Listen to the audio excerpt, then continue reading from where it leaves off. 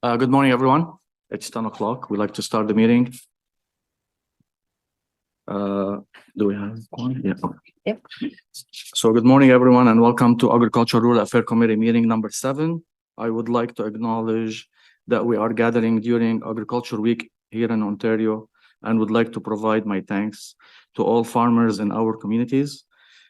The saying goes, if you have a food on your table, thank farmer. And that's what we're doing today. So we thank them every day and all the time. And I would like to begin by acknowledging that this meeting being held on an unceded Anishinaabe-Algonquin territory. The peoples of the Anishinaabe-Algonquin Nation have lived on this territory for millennia. Their culture and presence have nurtured and continue to nurture this land. Ask Kelly to do a roll call, please. Councillor Brown, Here. Councillor Kitts, Here. Councillor Lulov, HVC.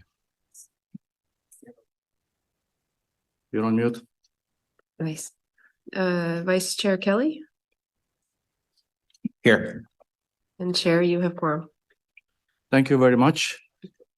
We have a very heavy agenda, so we'll get this on the go. This public meeting is to consider the proposed comprehensive official plan and zoning bylaw amendment listed as item 4.1 to 4.4 on today's agenda. For the items just mentioned, only those who made oral submissions today or written submissions before the amendments are adopted may appeal the matter to the Ontario Land Tribunal. In addition, the applicant may appeal the matter to the Ontario Land Tribunal if Council does not adopt an amendment within 90 days of receipt of the application for a zoning bylaw amendment and 120 days for an official plan amendment. To submit written comments on these amendments prior to their consideration by City Council on October 11, 2023, please email or call the committee coordinator or council coordinator.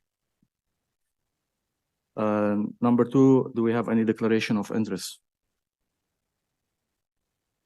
Seeing none. 3.1, we have a confirmation of ERAC minutes 6, Thursday, September 7, 2023. Can carry? Carried. That's items carried. Thank you very much. Number 4.1, a zoning bylaw amendment, part of 5434 Piperville Road, and this is on Osgood Ward 20. We're going to hold that item. We have a delegation for that. 4.2 zoning bylaw amendment 5646 and 5650 Manatic Main Street. We're going to hold that item. We have a presentation, and we also have a delegation. 4.3, an official plan amendment and zoning bylaw amendment 2545 9th Line Road. We're going to also hold that item because we have presentation and also we have a delegations.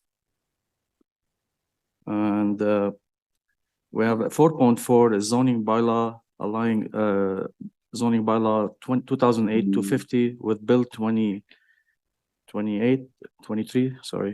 concerning additional dwelling units. And we have a staff with us, Robert Sandercourt, he's the planner. And we already probably went through the presentation yesterday. So if the committee wish, we can just go to the recommendation. Any question? Report recommendation that Planning and Housing Committee and Agriculture and Rural Affairs Committee recommend Council approve an amendment zoning bylaw 2008-250 to permit up to 2 additional units on fully serviced residential lot in accordance with provincial requirement under Bill 23 as shown in document 1. Is that item carried? Carried. Thank you very much. 4.5, we have Conversation Authority Program and Services Agreements. No, there is no presentation, no delegation, and this is straightforward. We have Amy McPherson, the planner, on the file, and she's here. Thank you very much for being here with us this morning. And if the wish of the committee, we can just go to the recommendation. Report recommendation that the Agriculture and Rural Affairs Committees recommend Council authorize and direct the General Manager, Planning, Real Estate, and Economy Development to enter into written agreements with Mississippi Valley Conservation Authority, the Rideau Valley Conservation Authority, and South Nation Conservation Authority by January 1st, 2024, as required by provincial legislation, so they can continue to use municipal levy funds to deliver programs and services to Ottawa residents. Is that item carried? Carried. Thank you very much, and thank you very much, Amy. We also have a few items we'd like to carry before we move on to, sorry about that. So we do have a statement to read, but we're gonna hold this item number, second here, it's 5.1. But we have number 6, we have 6.1 status update, Agriculture Referral Committee inquire and motions, and this is just the report recommendation that the Agriculture and Referral Committee received the report for information only. So can we receive that? Received. Thank you very much. And that received. And number 8.1, just an information, an Ottawa Rural Clean Water Program 2022 annual report is being filed just for the information. Thank you. And that will go back to our items that we held. And we're going to start with, sorry about that. Okay. So we're going to start with 4.1, the zoning bylaw amendment part 5134 Piperville. And we do have we have the applicant available. And of course, we have Luke Tieft. Is he? Luke's here? Oh, I see it. Thanks, Luke. To answer any question. And we have delegation, Christine Westenville. So if Christine is available, we can give her 5 minutes. Are you on? So Christine, while we enable the audio for you, and you have a 5 minute as a delegation, so you can present information. She's in there now. Okay, so you have 5 minutes for presentation. I will give you your 5 minutes, and the committee, if they have a question, they can ask you a question, and there is ask a question to staff, we can ask them directly to you. So you can go ahead, please. Dear committee members, I live approximately 200 meters away from the site of the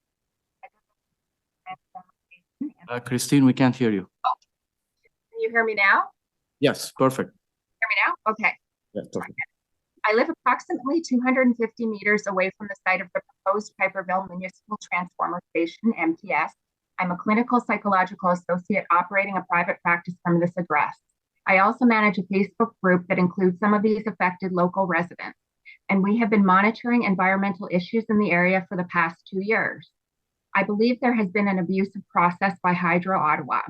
This summary was sent only to residents within 120 meters of the subject property, but a municipal transformer station emits electromagnetic fields and will have several significant negative impacts on residents at further distances. Number 2, all of the negative feedback that we provided at the 2 Hydro Ottawa community information sessions has been omitted from the report. Number 3, none of the residents, including myself, have received a copy of the environmental assessment or a record of all of the community feedback.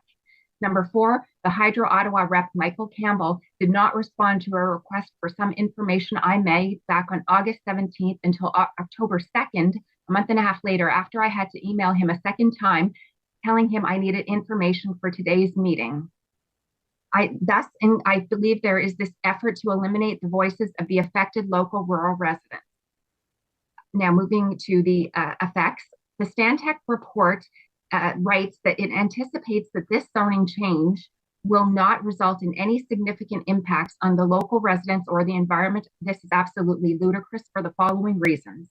Number 1, financially, a 2018 study found that lots near high voltage power lines sell for 45% less than lots that are not near power lines. And even a lot within 1,000 feet of transmission lines sells for about 18% less. There have been numerous studies that have reached these similar conclusions. So that we want to know who will be compensating us for hundreds of thousands of dollars in property loss. Hydro Ottawa has been misleading the public by stating on their project website that the station is supporting local development in the area, which may bring associated increases in property values. What I've seen, though, in the Stantec consulting report is that it states they do not have the capacity to meet anticipated future demand in this area. Thus, the MTS is for the benefit of the developers. There will also be physical and mental health effects. There are widespread concerns that the electromagnetic radiation generated by power lines causes cancer. Even though scientific research has yet to strongly confirm the claims, these fears are very damaging to property values, and people believe that this is the case. Studies have not been able either to disprove the concerns. Some studies have found correlations between power lines and cancer, so it is completely incorrect to claim that EMS from transformer stations and power lines do not cause physical and mental health problems. Thirdly, there are aesthetic concerns. Power lines and transformer stations are ugly, decreasing the value of surrounding properties. Fourth, there are practical concerns, disruptive construction, shaking houses and foundations, constant humming noise and vibration from an MTS. And fifthly, there are environmental concerns. This Piperville MTS will be dangerous for the monarch butterflies that visit our area annually. They have been declared as an endangered species in New Brunswick last year. They are endangered internationally. If they are upgraded to threatened or endangered in Ontario, they will be given habitat protection. There may also continue to be some threatened or endangered bird species in the area, including bobolink and Henslow sparrows. This was documented by a site assessment report in 2015. In conclusion, on behalf of the affected local residents, I'm asking the committee to terminate this amendment, this zoning amendment for 5134 Piperville Road. Hydro Ottawa is misleading the public. They are not putting the safety and well-being of the local residents ahead of the desires of developers. Hydro Ottawa also appears to be putting the City of Ottawa in a position of legal liability for potential damages suffered by residents if they approve this rezoning and allow the MTS to be built. Thank you. Thank you, Christine. Before you go anywhere, I'll see if the committee have any question for you. For the benefit of the committee member, and I understand we don't have presentation from staff, but we do, from my understanding, Ottawa Hydro are online with the Stantec. Also, Barrett Wager and Michael Campbell are available for presentation if the committee wish to see it. But I also want to ask a direct question to our city staff. But this is, from my understanding, we're dealing today with the zoning amendment for the station, part of the condition from the Committee of Adjustment. And if they want to put a power station in that land and the property, they could do so right now without even being here. So we're doing is kind of restricting the zoning bylaw from allowing residential. So I'm going to give you an opportunity to kind of share that with us and the public and the committee members so that we understand what we're looking at today and what we are really approving, if that's possible. So Luke, I'll let you. So to confirm, the zoning bylaw amendment today is just to restrict residential development from not being built or from not being put on that site, and just allowing for the construction of a hydro transformer station. That is all. Thank you. The committee member, go ahead. Thanks for that, Luke. Just to clarify though, if the applicant wished to do so today, could they build this piece of utility infrastructure without going through this process? That's correct. Okay, thank you. And thank you very much. And that's from my understanding. Any other question we also have a Hydro Ottawa people online, like I mentioned. We're good? Yeah. Okay, thank you very much for the presentation, and we appreciate. So we go to the recommendation that the Agriculture and Rural Affairs Committee recommend Council approve an amendment zoning bylaw 2008-50 for part 5134 Piperville Road as shown in document 1 to permit the construction of an electrical transformer station as detailed in document 2. Is that carried? Carried. Thank you very much. Thank you. Next one is we have a zoning bylaw 4.2, and we do have presentation. Sean Harrigan is here with us. I'll give a moment to Sean to come to the table and start his presentation. And we do have a delegation. So the way we're gonna have presentation. We go through the delegation, and then we have question to staff, and we move to the recommendation. Go ahead, Sean.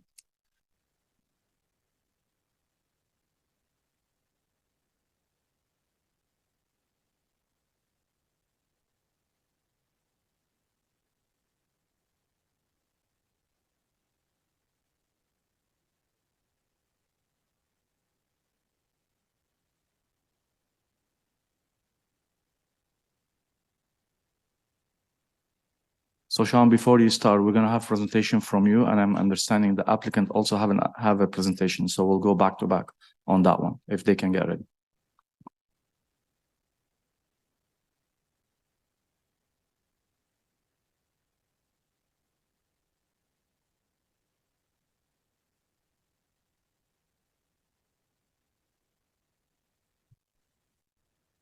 Excellent. Thank you very much, Mr. Chair.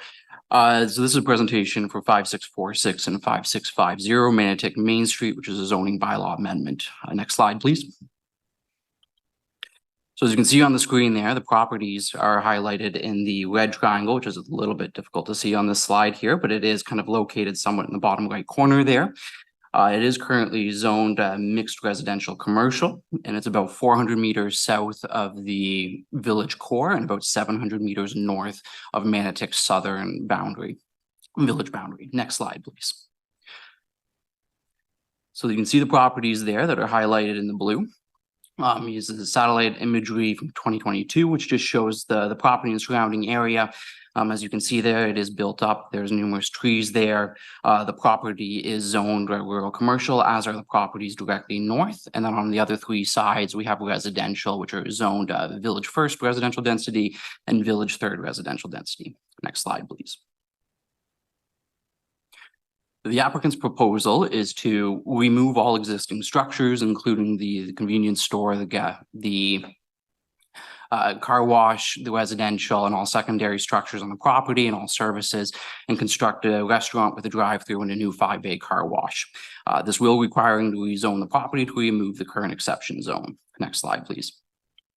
The current exception, so the property is zoned rural commercial, which does permit a variety of rural commercial uses. Exception zone 152 also permits office as an additional use, but prohibits a restaurant and a bar. Next slide. Sorry, the Village of the Manotick secondary plan does state that within the mixed residential commercial designation, that limited commercial is permitted, provided it does not compete with the village core. The official plan notes that the village core prohibits any new drive-throughs from going in there. So just to note that this drive-through is not permitted within the village core. Site plan approval is required for any drive-through facilities. So this property is currently going through site plan and will be required to go through any site plan. Next slide, please. While considering this application, there was numerous things that came up. One of them was traffic. So the existing conditions on Manotick Main Street, as noted by several public comments, are less than ideal, and it often does have some congestion. There are some anticipated future improvements that are planning to occur within there, notably a roundabout south of the subject site, about 150 meters at the intersection of Manotick Main Street and Bridgeport, which will provide some pedestrian connectivity. The Manotick Main Street is also planning to be resurfaced and implementing municipal sewer along this way, although we don't have a timeline for that and unknown at this time, but it is anticipated that there's opportunities for additional improvements to pedestrian connectivity at that time. For this application, a traffic impact assessment was prepared, which does note that there is not anticipated to be a significant impact to current traffic conditions. However, there are certain recommendations that need to be implemented, such as a northbound left turning lane and proper clear throat requirement to prevent any congestion from building up as people enter and leave the site. And it's worth noting too that this property always has had an automobile-centric past use, first starting with the gas station and then the car wash right now. Next slide, please. Village character is definitely a consideration for this application. This is mixed residential commercial as noted, so it does provide this commercial opportunity for the southern area of Manotick Village. 15, as per the official plan, villages are meant to develop into 15-minute neighborhoods, and this commercial opportunity absolutely will help contribute to that ultimate buildup of that 15-minute neighborhood once we have more pedestrian infrastructure implemented into the place there. It is true that it does overlap slightly with what would be the 15-minute radius for the village core, but this is filling a gap within the southern Manotick Village, which is why it is already zoned for commercial uses. trees, site plan, and then kind of how it fits within the larger context is definitely something to consider and is being handled through site plan, just to try and maintain as many trees as possible in the orientation of the buildings itself. Next slide, please. Servicing is a consideration for the restaurant and the car wash itself. So it will be serviced by municipal water and a private septic system. So it is currently on private well that will be decommissioned and they will connect to municipal water. There are no city sewers in front of the property right now, so they will have to use a septic system. A hydrogeological and terrain analysis was provided, which demonstrates that the restaurant and drive-through can be supported. Right now, staff are working with the applicant to see if the car wash at the proposed scale can also fit there, but staff are satisfied at a minimum that the restaurant can be supported. Phase 1 and 2 environmental site assessment was prepared just to ensure that there was no potential contamination or health risk associated with the past uses, notably the gas station. And of course, drainage and stormwater runoff will be handled in accordance with city policies. So it will not be outletting to the drain that's just on the other side of the rear lot line. That's part of the Mahogany Condo Corporations. They will be using the city outlet in the front of the property. Next slide, please. Noise and light are always a consideration. So an acoustic assessment report was prepared, which demonstrates that the noise levels are anticipated to be acceptable. However, it is worth noting that the acoustic report addresses the machinery and not the users. The users would be addressed through the zoning, through the noise bylaw. And of course, a site lighting certificate is required for all site plan applications, and that will demonstrate to ensure that light pollution does not occur. Next slide, please. With those considerations in mind, staff are satisfied that the technical reports and the policy do support a restaurant with a drive-through. However, the restaurant has to be tied to the drive-through in the new zoning. So as such, we don't recommend removing the exception zone as the applicant initially proposed. We recommend a new exception zone that will ensure a drive-through is always part of this restaurant, so there's no competition with the village core. And thank you very much. Thank you very much, Sean. And we do have also a presentation from the applicant, Jacob Bulldog from Fortan, and Jade Hawkins and Dominic Laduca from Hawkins Property. I will give you 5 minutes. Sorry, we'll give you time to do your presentation. Good morning, Mr. Chair. I'd start off by saying that the staff presentation was very comprehensive, and I appreciate staff for going into such detail. I'm happy to just answer questions, or if you'd like me to run through the slides, I'm happy to do that as well. Okay, please pull up slide 1.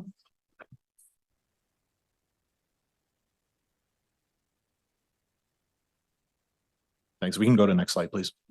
Thank you. So this is just an aerial context. You'll note especially on the eastern showing image in the in the top right corner, that the property is, as mentioned, about 400 meters south of the village core, which would be located in the very top right of that image. It is generally characterized by other rural commercial uses as well as some residential uses. As mentioned, this is in the mixed residential commercial designation under the village secondary plan. Next slide, please. This is the current site plan. As noted by staff, we are still going through the site plan control process. We did have a very, in my mind, successful public meeting hosted by Councillor Brown's office, where we spent a couple hours talking to residents about the impacts of the zoning bylaw amendment with respect to bringing in a restaurant with a drive-through. But we also focused a lot on the proposed site plan. And so that includes the transportation impacts that you saw, the servicing constraints, the noise study that came up a lot because there was a discussion about how the noise study addresses, for example, the vacuum bays or the car wash, some of the existing uses, but that you can't control for someone playing the radio, for example. And so that was sort of speaking to the noise bylaw coming into effect to control that, where it's just not something that can be captured through the scope of that type of study. But as noted on this property, there is the car wash, which is replacing the existing car wash. And then there is a proposed restaurant with a drive-through located on the left of the image.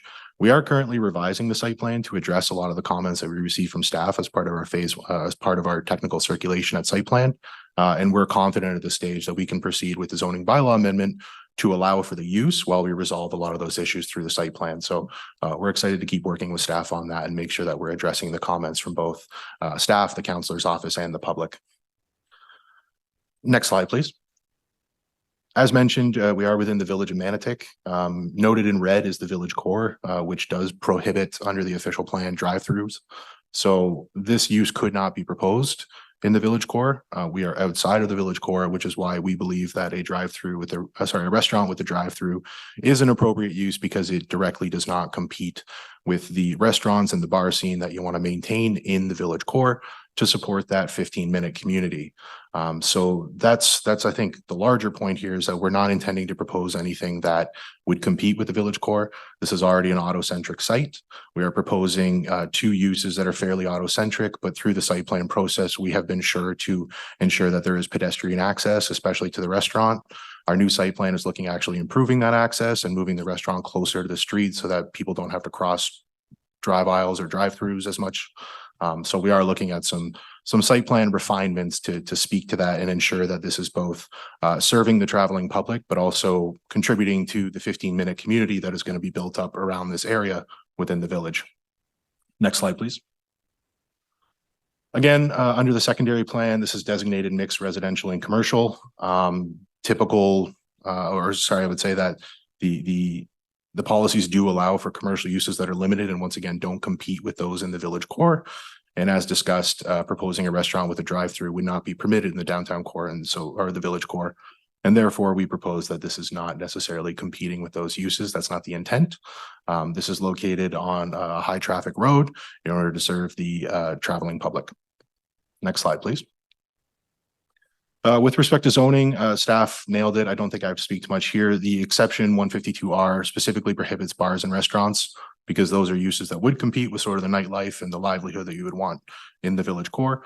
So while we were initially proposing to remove it, staff came back to us and asked if we could change it to simply permit a restaurant with a drive-through instead of restaurants outright, which would ensure that the future development of the site meets the intent of the application that we're proposing and that there's no change down the road that would remove the drive-through and all of a sudden we do have perhaps a standalone restaurant that would compete. So the zoning does restrict us fairly literally to a restaurant with a drive-through. In this case, I would note that the car wash is an existing use and is already permitted. So if for that portion of the application, we're simply going through the technical studies and working with staff to alleviate those concerns. Next slide, please. Just a sort of a summary of the discussion here, noting that, again, we're about 400 meters from the village core. This use would only be permitted subject to a drive-through with the restaurant. And we don't believe that it competes with the proposed uses that support the 15-minute community in the village core. So I'm happy to answer any questions you may have. Thank you very much for the presentation. Member of committee, any question to the? Go ahead, Councilor Brown. Thank you very much, Chair, and thank you to Sean and Jacob. Jacob, I do appreciate the time you and your team took to come out to the public meeting that I hosted. It was a great opportunity for residents in the village to come and voice their concerns directly. I will say that under the new provincial planning, I'll call them restrictions, a public meeting such as this isn't a mandatory practice anymore. And so the fact that you took the time to come out and hear the community directly is not lost on me and certainly by members of the community itself. I also appreciate the clarification that the subject site is not in the village core, and that's something that we've heard from many residents.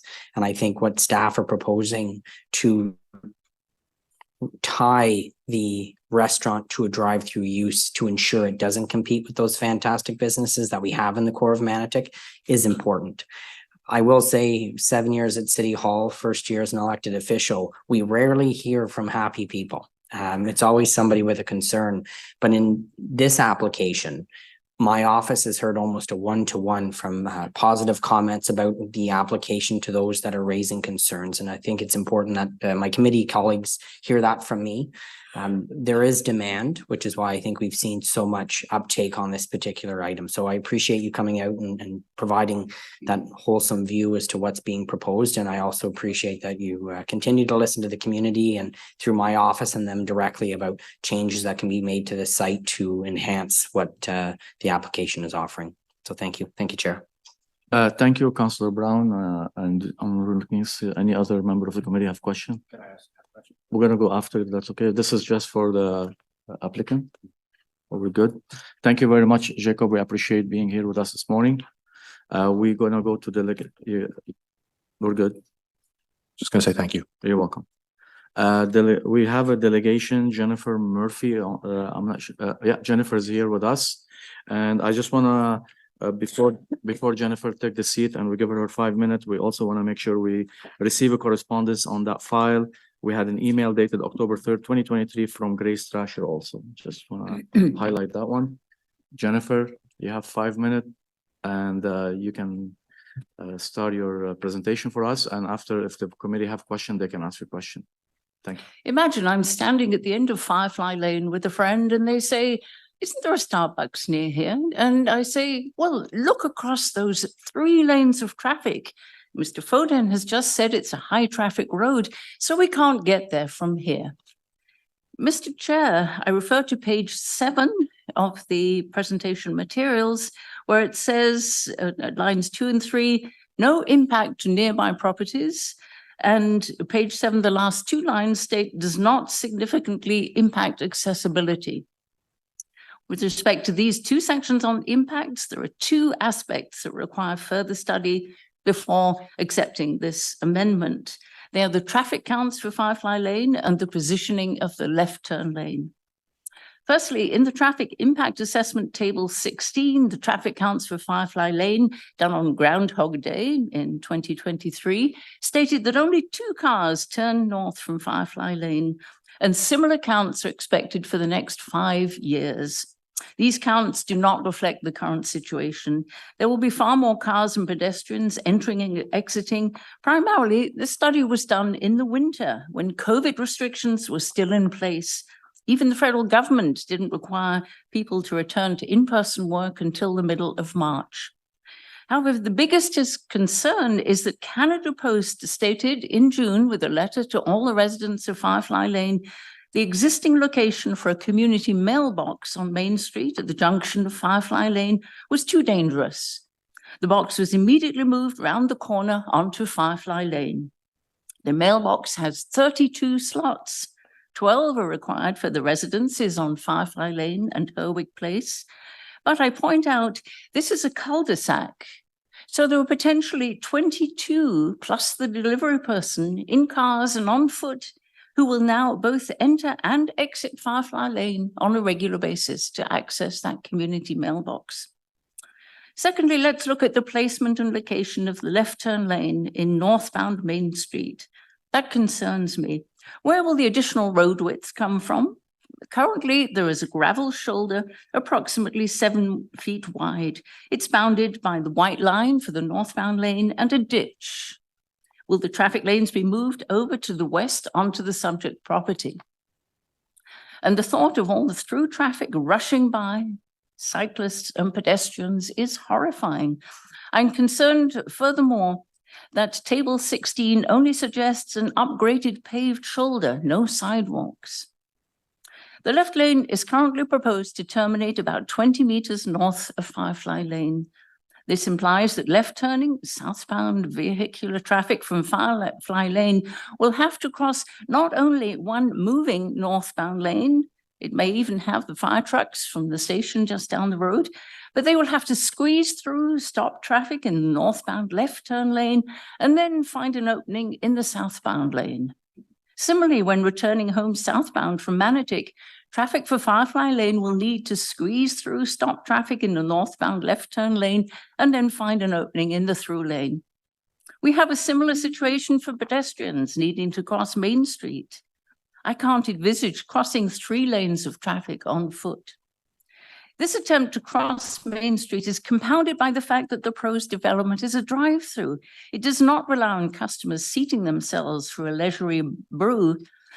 There has been suggestion that vehicles can only turn right from the development. While it has some merit, this means that one vehicle heading north on Main Street and stopping for a brew will pass the end of Firefly Lane, not just once in the left turn lane, not just a second time in the lane heading south to turn at the proposed roundabout, but a third time now in the outside northbound lane. This doesn't seem very realistic to me.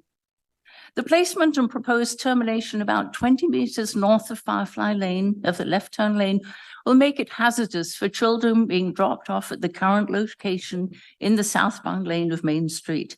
I shudder to think how the children will cross those three lanes of traffic, even if the lights are flashing on the bus. So I have proposed 3 potential mitigating solutions. For pedestrians, maybe we can install a pedestrian-operated crosswalk at the end of Firefly Lane. Maybe for vehicles, even install a traffic light at the end of Firefly Lane. Or a solution which may be more palatable to some is, let's terminate the left turn lane near Firefly Lane, not 20 meters to the north. So that will be near Firefly Lane and Mahogany Harbour Lane. I haven't brought their concerns in here, to enter the new facility there. Now, let the facility customers find a way to continue their journey northbound, maybe via the proposed roundabout, rather than putting the onus on nearby residents. And finally, there was also a suggestion in the proposal that customers might use the bus service. There are currently 2 buses heading north in the morning, one at 6 and one at 7. So if you jump off the 6 o'clock bus, grab your cup of coffee and hope to get on the bus at 7, but you can't go home again in the morning. There are currently 2 buses heading south in the evening, one at 5 p.m. and one at 6 p.m. The report suggests there may be more buses in the future. Would you advocate this to support commuters or coffee drinkers? Mr. Chair. Oh, thank you. You're on time. I was going to ask you to wrap up, but thank you very much for your presentation, and I'll see if there are questions. I think Councillor Brown have a few questions for you.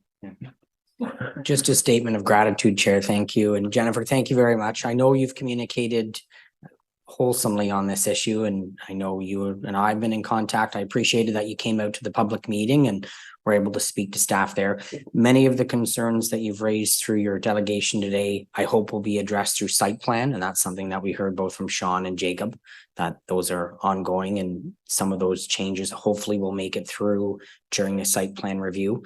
I know Jacob's still sitting back there, but I don't see them running away and cutting off communication with the community. I know this is something that they've said to me that they want to continue. So I appreciate the concerns as you've raised them today.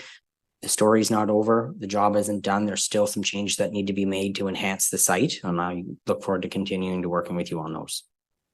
Thank you, Chair.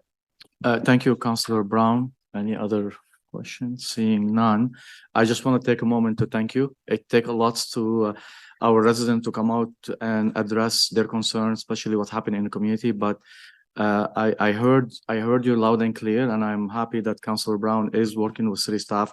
Most of the issue that you are highlighted, I want to say they will be through the site plan specific application, and I'm sure your councillors and with city staff and the applicant, they'll work on the enhancement of that site. So thank you very much, and we appreciate your being here this morning. Now we have a question to staff. I think Councillor Clark has questions. Go ahead, Mr. Councillor Kelly. Yeah, I know there was some talk in your presentation about mitigation measures or something that is being thought of or done to prevent, traffic backing up from the drive-through onto the road. It's one of my biggest pet peeves. Could you explain what those measures are, how it works, and then generally, is there any experiences on your radar through the city that we've done something and it's worked, or what happens if we take those measures and there's still spillover from the drive-through onto the road? Thank you. Through you, Mr. Chair, I can't speak to previous experiences on what has worked and what has not worked. In terms of the mitigation measures, the leftbound turning lane is absolutely something that will help in terms of the queuing to enter the site. The other element that I mentioned was the clear throat requirement. So this is when you turn into the site, we do down the drive aisle, and when is the first turn into the parking lot or into the queue for the drive-through.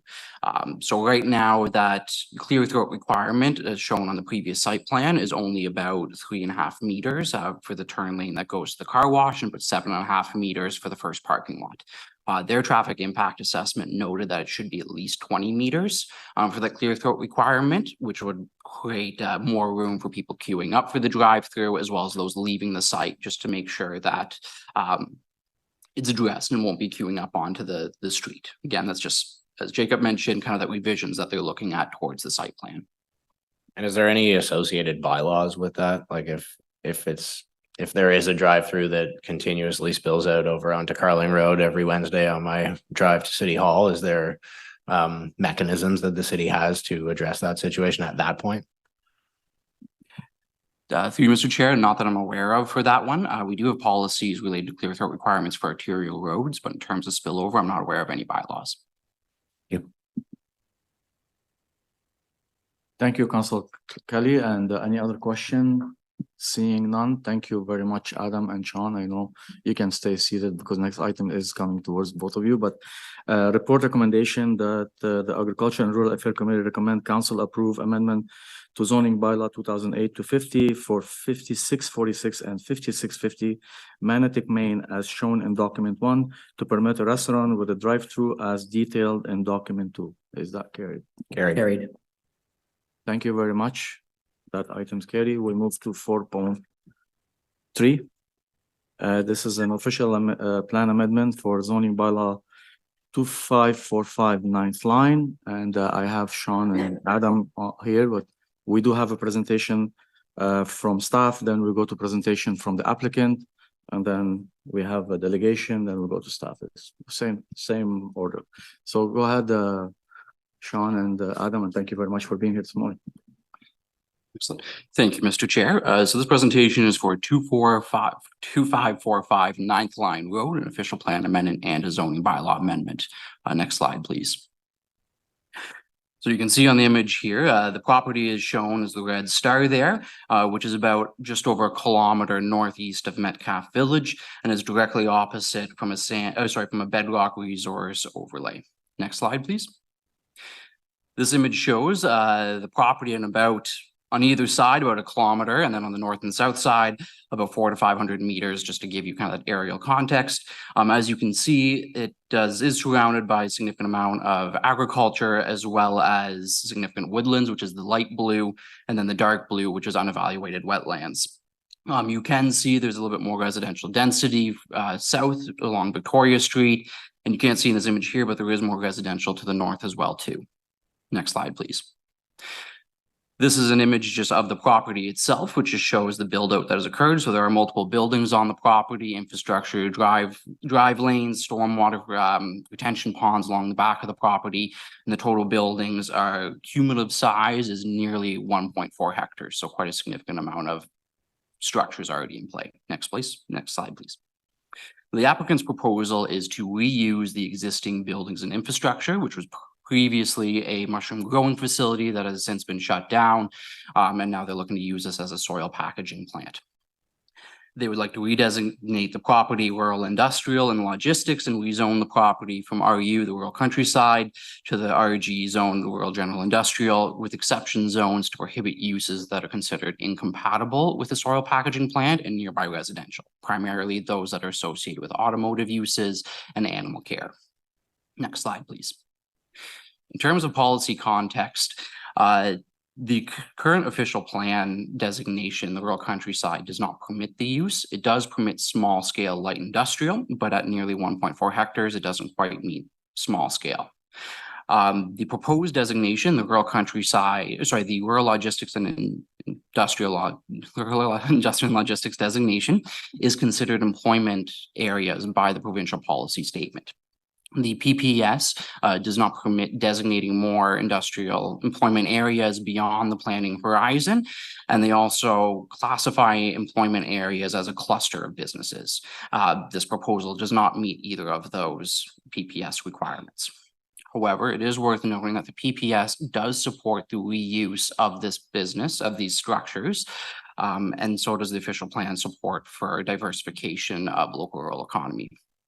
It is worth noting that an ECA will be required from the province for this use, and site plan approval is required as well too. Next slide, please.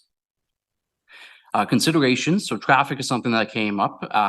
just the existing conditions, notably just lack of pedestrian connectivity, heavy trucks that could be going through 9th Line, Victoria Street. A traffic impact assessment was prepared, which demonstrates no significant impact to current conditions, noting that they anticipate roughly 30 daily trips for this site, 10 employees and 15 to 20 trucks. 9th Line is not a trucking route, so they would have to, any trucks entering or leaving the site would have to travel south and then go through Victoria Street to their designation, as that is the current trucking route, the nearest trucking route. Next slide, please. The servicing is something to consider here, just the scale of the proposed industrial use. So it will be serviced by private wells and a septic system. It is currently serviced by private well and septic system as well too. A hydrogeological and terrain analysis was prepared, which demonstrates the use can be supported. We're currently just looking at to what degree it can be supported, in what scale, but we are satisfied that it can be supported. Their drainage and stormwater runoff, something to consider, especially with an industrial use. So they already have stormwater and drainage facilities on the site to handle all their needs. Next slide, please. As this is a soil packaging plant with potential for leaf and yard waste compost, depending on business growth, odor is definitely something that we need to consider here, mainly the protrusible versus non-protrusible nature of the materials that they'll be bringing into the soil packaging. Protrusible in this case, meaning that it can decay further and generate more odors. Non-protrusible waste, meaning does not decay and produce odors. It is important to note that through conversations with the applicant, they are looking to bring in topsoil and mix that with compost A and AA, which is a category categorized by the province. These categories are not considered waste under the provincial regulation, so they would not be protrusible waste. Anything else, such as non-agricultural source material, compost category B, would be considered waste material and protrusible waste, and we are not proposing to permit that within the zoning amendment. Leaf and yard waste composting is something that will occur on site and is anticipated to generate some smells to a certain degree. However, they are anticipated to be minimal given the distance from the lot lines. And it's worth noting too that they are regulated under the Environmental Protection Act, Ontario Regulation 101/94, which just notes how leaf and yard waste composting must occur. And also worth noting that the operator of a leaf and yard waste needs to keep track of any public comments that are made in terms of odor and how those are addressed. Next slide, please. Compatibility in terms of residential to industrial is absolutely a significant consideration. So there are surrounding residential, as noted in the slide. The adjacent properties are vacant agricultural field and some woodlands, but there are additional residential properties to the north and to the south. So it's something that the scale of this proposed industrial activity needs to be catered so it's compatible with the residential uses. And part of that is ensuring that diversification and expansion of industrial uses does not occur, that what they are proposing is limited to that soil and packaging, and we're not permitting additional industrial activities to occur. Next slide, please. The staff recommendation is to maintain the current official plan designation of the rural countryside while permitting the use and adding a site-specific amendment to permit that use. This will maintain the rural character as well as permit the use, but significantly prohibit any future industrial expansion. We propose to limit the use to the proposed limit the proposed use to the existing buildings, again, ensuring that there's no expansion on the current site. This is simply an appropriate reuse of the existing buildings and not further expansion. Limit the leaf and the yard waste composting to strictly an ancillary use, meaning that it cannot be used independently from the soil packaging. Any leaf and yard waste composting can only be used for what is needed for the soil packaging. And as mentioned in the zoning amendment, limit the industrial uses strictly to the soil packaging operation. Do not permit any other additional industrial uses which could be considered incompatible with the area. And of course, just because we are looking to maintain the rural character and the intent of the rural countryside designation, we would like to maintain agriculture as a permitted use and cannabis production, which is a current permitted use. Not proposed by the applicant, but it is a current use that is appropriate to carry forward. And thank you for your time. Thank you very much, Sean and Adam. And we have also a presentation from the applicant. So I think we have Chris Clark and Tracy Zander.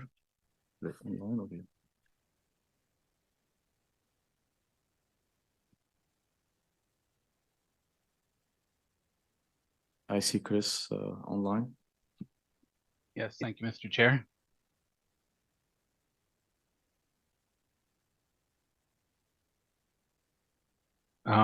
Did you want me to run the presentation myself, or is the coordinator going to do that? No, it's okay. Kelly's just putting it up online and we'll run it through here. Thank you. Okay, thanks.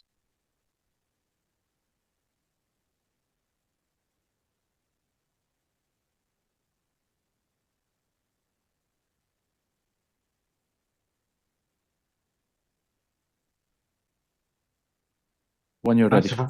Thank you. So first, I'd like to say thank you to everyone for having us today, allowing me to present. I just want to expand a bit on Sean's presentation and just go over sort of the previous uses, existing and proposed uses, and sort of what it might mean for the site. Next slide, please. So this is a current aerial of the subject property. It's the most recent aerial on Geo Ottawa. And as Kelly clicks through here, some numbers will show up and I'll explain what each of the buildings are. So the number one there at the front, that's the old office building for the previous use. That's not really part of the proposal. Number two, that's the old mushroom production building, the long rectangular building. Again, there's no real proposed uses in that building. The main uses will start in number three there. That's an old storage bunker that was established by the previous use on the site. It has some infrastructure in place. Same with number four, that's also a storage bunker. These will be for the storage of raw materials. Number five, that is where the old pasteurization took place, as far as I'm aware. This building will be used as well. And then the production line will be in number six. Number seven, those are just some ponds, swim ponds from the previous use. Those are from the mushroom washing that happened with the previous use. There's nothing like that happening with the proposed use, so it's not anticipated those ponds will be in use or full of water at any point. Next slide, please. So the history of the subject property, it previously housed Continental Mushroom, which closed in 2014. Various reports said it employed over 200 people at the time, one of the largest rural employers in Ottawa. And one of the main parts of their business was compost production. They supplied their own medium and growing for mushrooms that they grew on the site. So there was quite a bit of compost generation on site in order to facilitate their previous use. Next slide, please. So here's just an old photo I was able to find prior to some of the newer development that happened. And if Kelly clicks once more, you can see there's an area there where they stored the compost outdoors and did all the composting activity outside. Next slide, please. So now you can see this is a later photo towards 2002, I believe it was. And if Kelly clicks once more, they built those buildings and started doing the composting and stuff inside. So it was more self-contained on the property.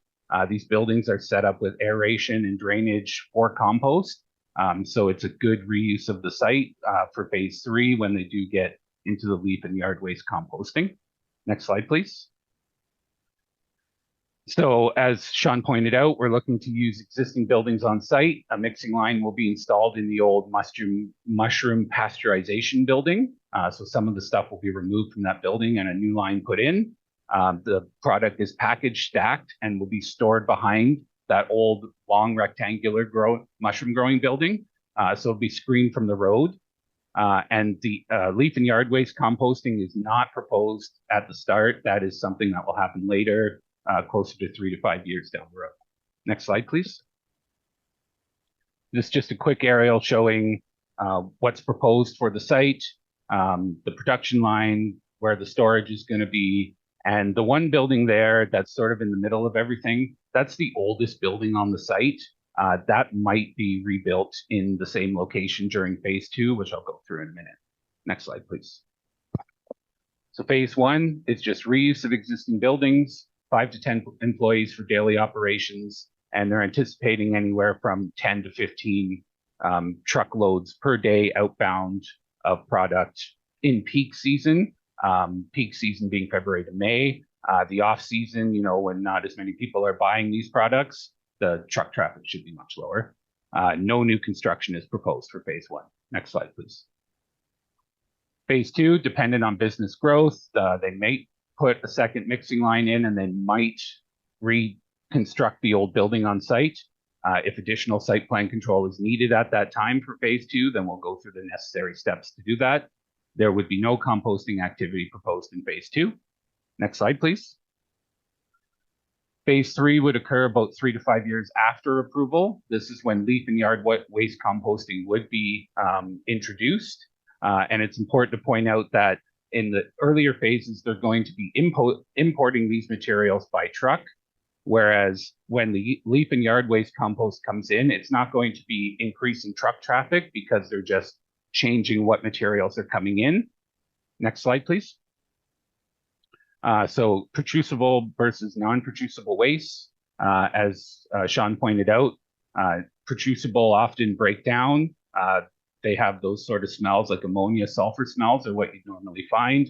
Non-producible waste, they don't break down in the same way, don't have quite the same odors. Next slide, please.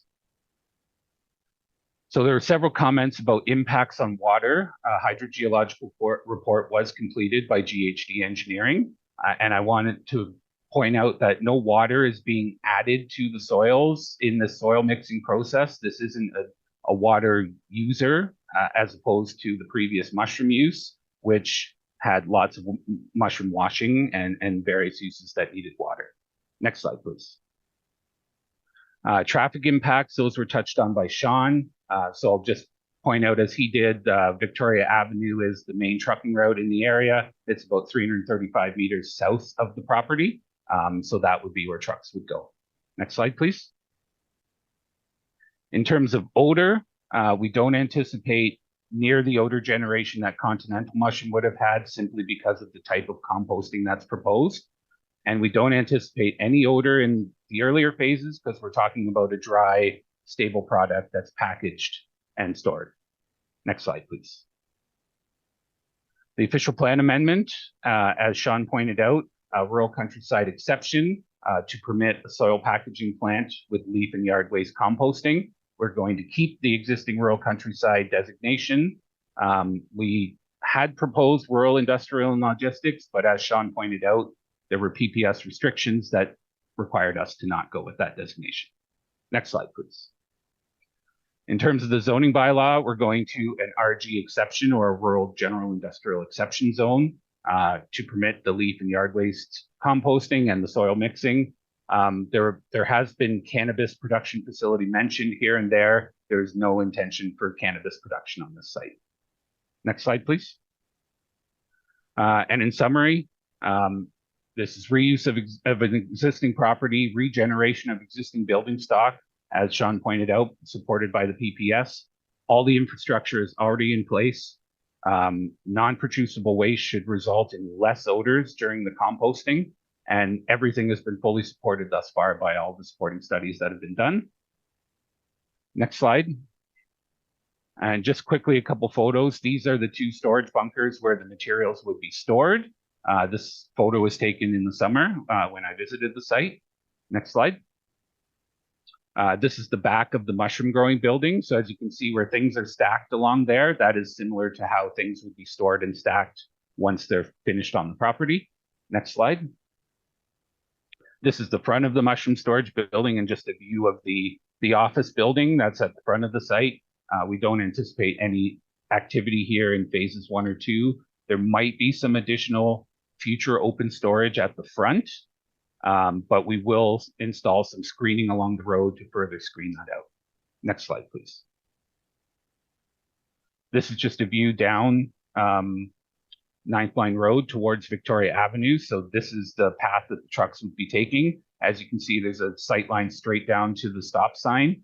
So we don't anticipate there's going to be traffic interactions based on, cars not being able to see the trucks coming in and out of the site. Next slide, please. And finally, this is just a picture from Victoria Avenue, the closest dwelling on Victoria looking towards the site.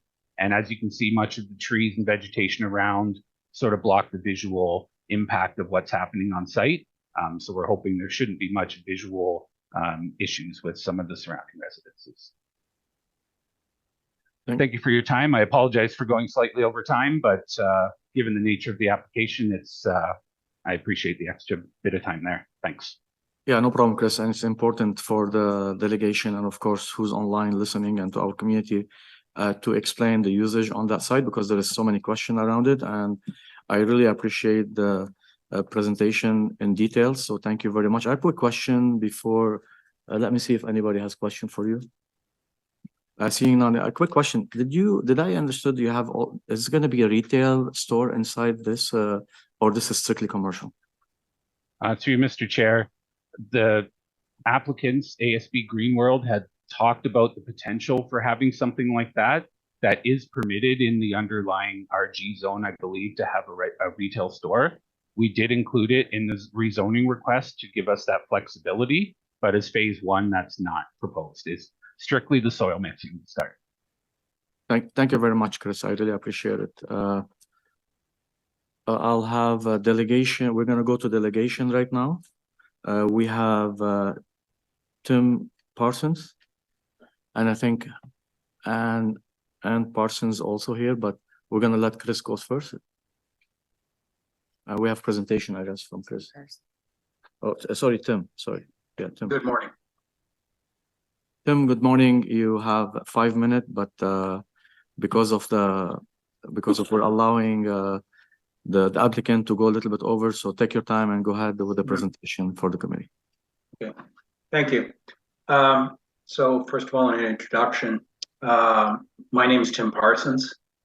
I'm a longtime resident of Metcalfe. I'm also a property owner on a piece of property within close proximity of the site on 2545 9th Line Road too as well.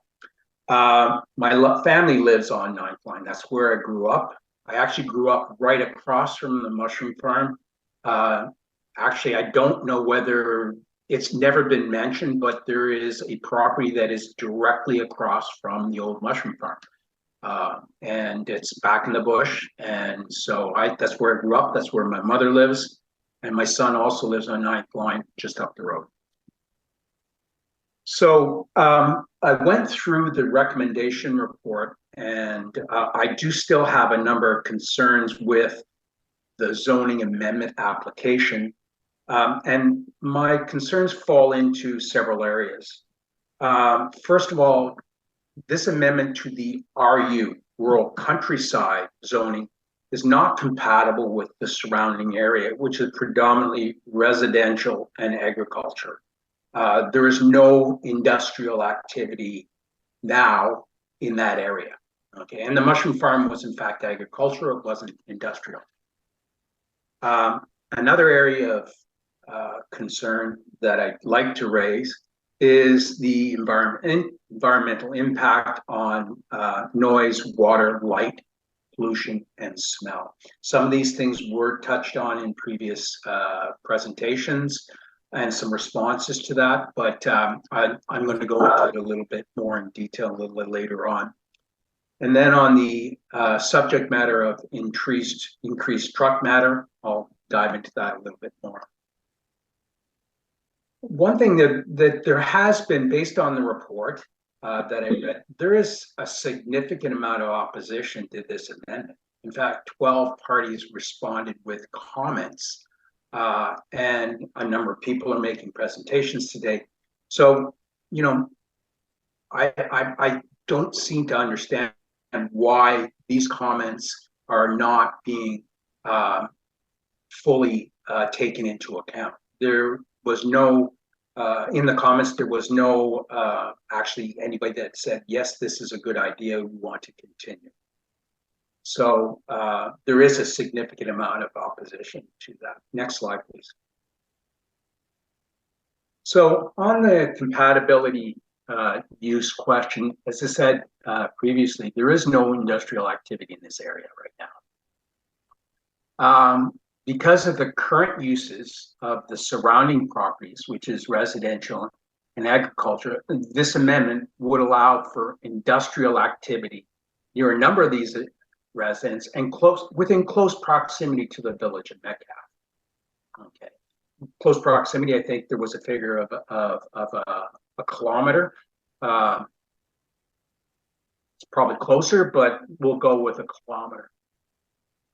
Certainly, if you were to look at rezoning the property from rural countryside to rural industrial, you would potentially looking at a situation like we have on Highway 31 or Bank Street, which is, I don't think, certainly a focal point of how beautiful Osley Township or the city of Ottawa is. It's quite an eyesore. So certainly setting up a large industrial zone or a large zone with rural industrial designation would potentially lead to something more in the future. Next slide, please. So, if you could go back one, which is the second slide of the compatible use. Thank you. So in the report, there are a couple of, and I actually picked these items directly from the report, the ones in italics, and they're quotes. So the first thing is that the proposal to redesignate the subject site to rural industrial and logistics, which my understanding is an RG designation, is not in keeping with the intent of the official plan or the provincial policy statement. Okay, so the report itself says this shouldn't be an RG zone. Okay, and then it goes on to say that it would be more specific, it would be more appropriate to change the site, to create a site-specific official plan amendment, keep the rural countryside designation, and allow the use of reuse of those buildings to allow for the proposed business. Okay, so let's revisit that because it is important. It says we shouldn't be rezoning it to an RG designation and allow industrial activity there. And yet we should make an official change or an exception to the rural countryside or rural countryside designation to allow the proposed use. That being said, like it doesn't make a lot of sense. You know, in one way you're saying, well, it's not appropriate to rezone it to industrial, but then in another way you're saying, yeah, but maybe what we can do is we can make an exception to the rural countryside designation to allow industrial activity on that site. It is somewhat contradictory. Next slide, please. So on the environmental impact under noise, there will be increased noise because there's activity. Okay, you know, there's going to be activity with moving the soil from the storage activity to so there's going to be machinery running back and forth. There will be noise from the increased truck traffic for sure. But as far as I know, no study has been done on what the impact of noise in the area will be, keeping in mind it's rural countryside with residents, okay? So we don't know because there wasn't a study done on that. So no statement was made on that. The one thing that's very important that any noise overnight, okay, would be unacceptable in an area with residences. The mushroom farm, okay, because it was agricultural, they were allowed to operate at all hours of the day. There were trucks going in there at night. There were trucks going in there in the middle of the morning. They were blowing or honking their horn to get access to the property, okay? I would not want to see this occur again, okay? So noise is certainly a concern. Next slide, please. I understand there's been a water study and the type of business that's being proposed is different from the mushroom farm. However, there is still a concern because we all, you know, it shares an aquifer with the surrounding properties or potentially shares an aquifer depending on the depths of the wells. So there is always the potential of contaminating the surrounding wells. Certainly with, you know, there is going to be yard waste. There will be contaminants from that yard waste. If they're not handled properly, they could potentially contaminate the neighboring wells. Next slide, please. Light pollution. Okay, so we don't know what that's going to be. Are there going to be large yard lights on? There's no statement on when this business will be allowed to operate. Will it be a 24/7 operation? Certainly, if it's a 24/7 operation, that is a significant impact on noise, impact on light pollution, and potentially impact on trucks running in the middle of the night. Okay, so there's no statement on that. Don't know. Certainly, I would be concerned. Next slide, please. Traffic concerns. Now, a couple things on this. First of all, the truck route is Metcalfe. Metcalfe has, Victoria Street now already has significant truck traffic. I will challenge anybody to go down to the middle of Metcalfe any time of day and not see a truck in the middle of Metcalfe. There are businesses and residents all along that road. That road is particularly narrow right where the main business is. Okay, the trucks actually have to cross the center lane if there's there's parking permitted on both sides of that street. So, you know, well, we're only going to bring 20 more trucks in. There's already a significant danger from trucks in the village of Metcalfe through Victoria Street. 9th line is not designated as a trucking route. Trucks go down there all the time. They use that because they don't want to do the 50 through Victoria Street, so they're using 9th line now already. Okay, so they're already using it. There was a truck death. A trucker died on that road this summer because it's not a suitable road to drive down. That's why it's not a trucking route, but trucks use it. They will use it to avoid Victoria. Okay. So there certainly is a significant danger of trucking in the area. Okay. Tim, I Next like slide, to, please. there is 2 more slides. If you can wrap up, Yeah. that would be great. Thank you. Yeah, I'll wrap it up. Okay, so first of all, yes, the last thing on the trucking, okay, is what happens if there's more than the 20 trucks? Business grows great. It's getting bigger and bigger. It becomes a significant size, and there's more than 20 trucks. There's 50 trucks, 60 trucks. There's nothing in this amendment that says, hey, what's going to happen then? Okay. Next slide, please. So here are my recommendations, what I'd like to see. First of all, the amendment to rezone it to a rural industrial or an RG designation, whether with an exception or not, I think should be rejected, okay? I think it should be maintained as a rural countryside zoning designation. There should be something in the amendment that would limit the hours of operation so it cannot become a 24/7 operation. There's got to be something in there that says, hey, what, you know, there's now 100 trucks coming there a day, not 20. What does that mean? Okay. And a restriction on the compost material that certainly I would not want to see it transition slowly to start seeing garbage trucks with compost from the city of Ottawa rolling down that road every day. Okay. The site should continue with its rural countryside or RU designation. And I think that's it. Thank you very much. Thank you very much, Tim, for the presentation and the detail that were involved in and the concern that you raised. I want to see if anyone have questions from the committee. Councillor Brown. Thank you very much. And Tim, thank you very much for that presentation. Very comprehensive. I'm not intimate with this file as you are, but is there a proposed use that you believe the community would support on the site? That's actually a very good question. Certainly to reuse it. It's currently being used now. Mr. McDonald currently operate some storage facilities in that site. So, storage of vehicles, storage of personal property.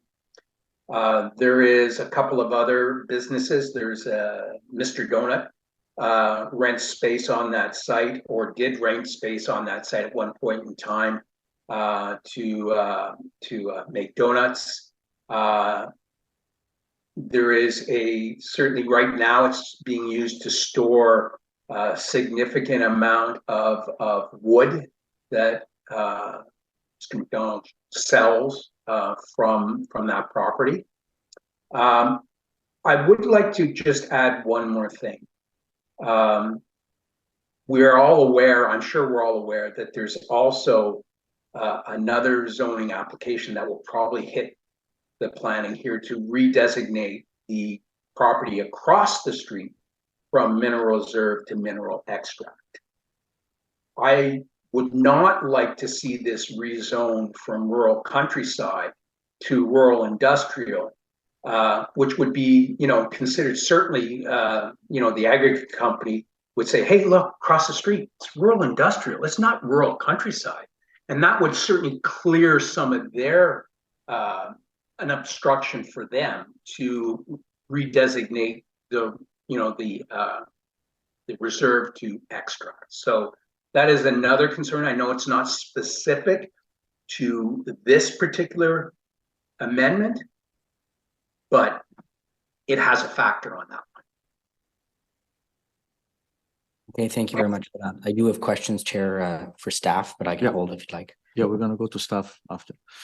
Tim, thank you very much. I really appreciate the presentation. Next, we have Mr. Mark Sauvé.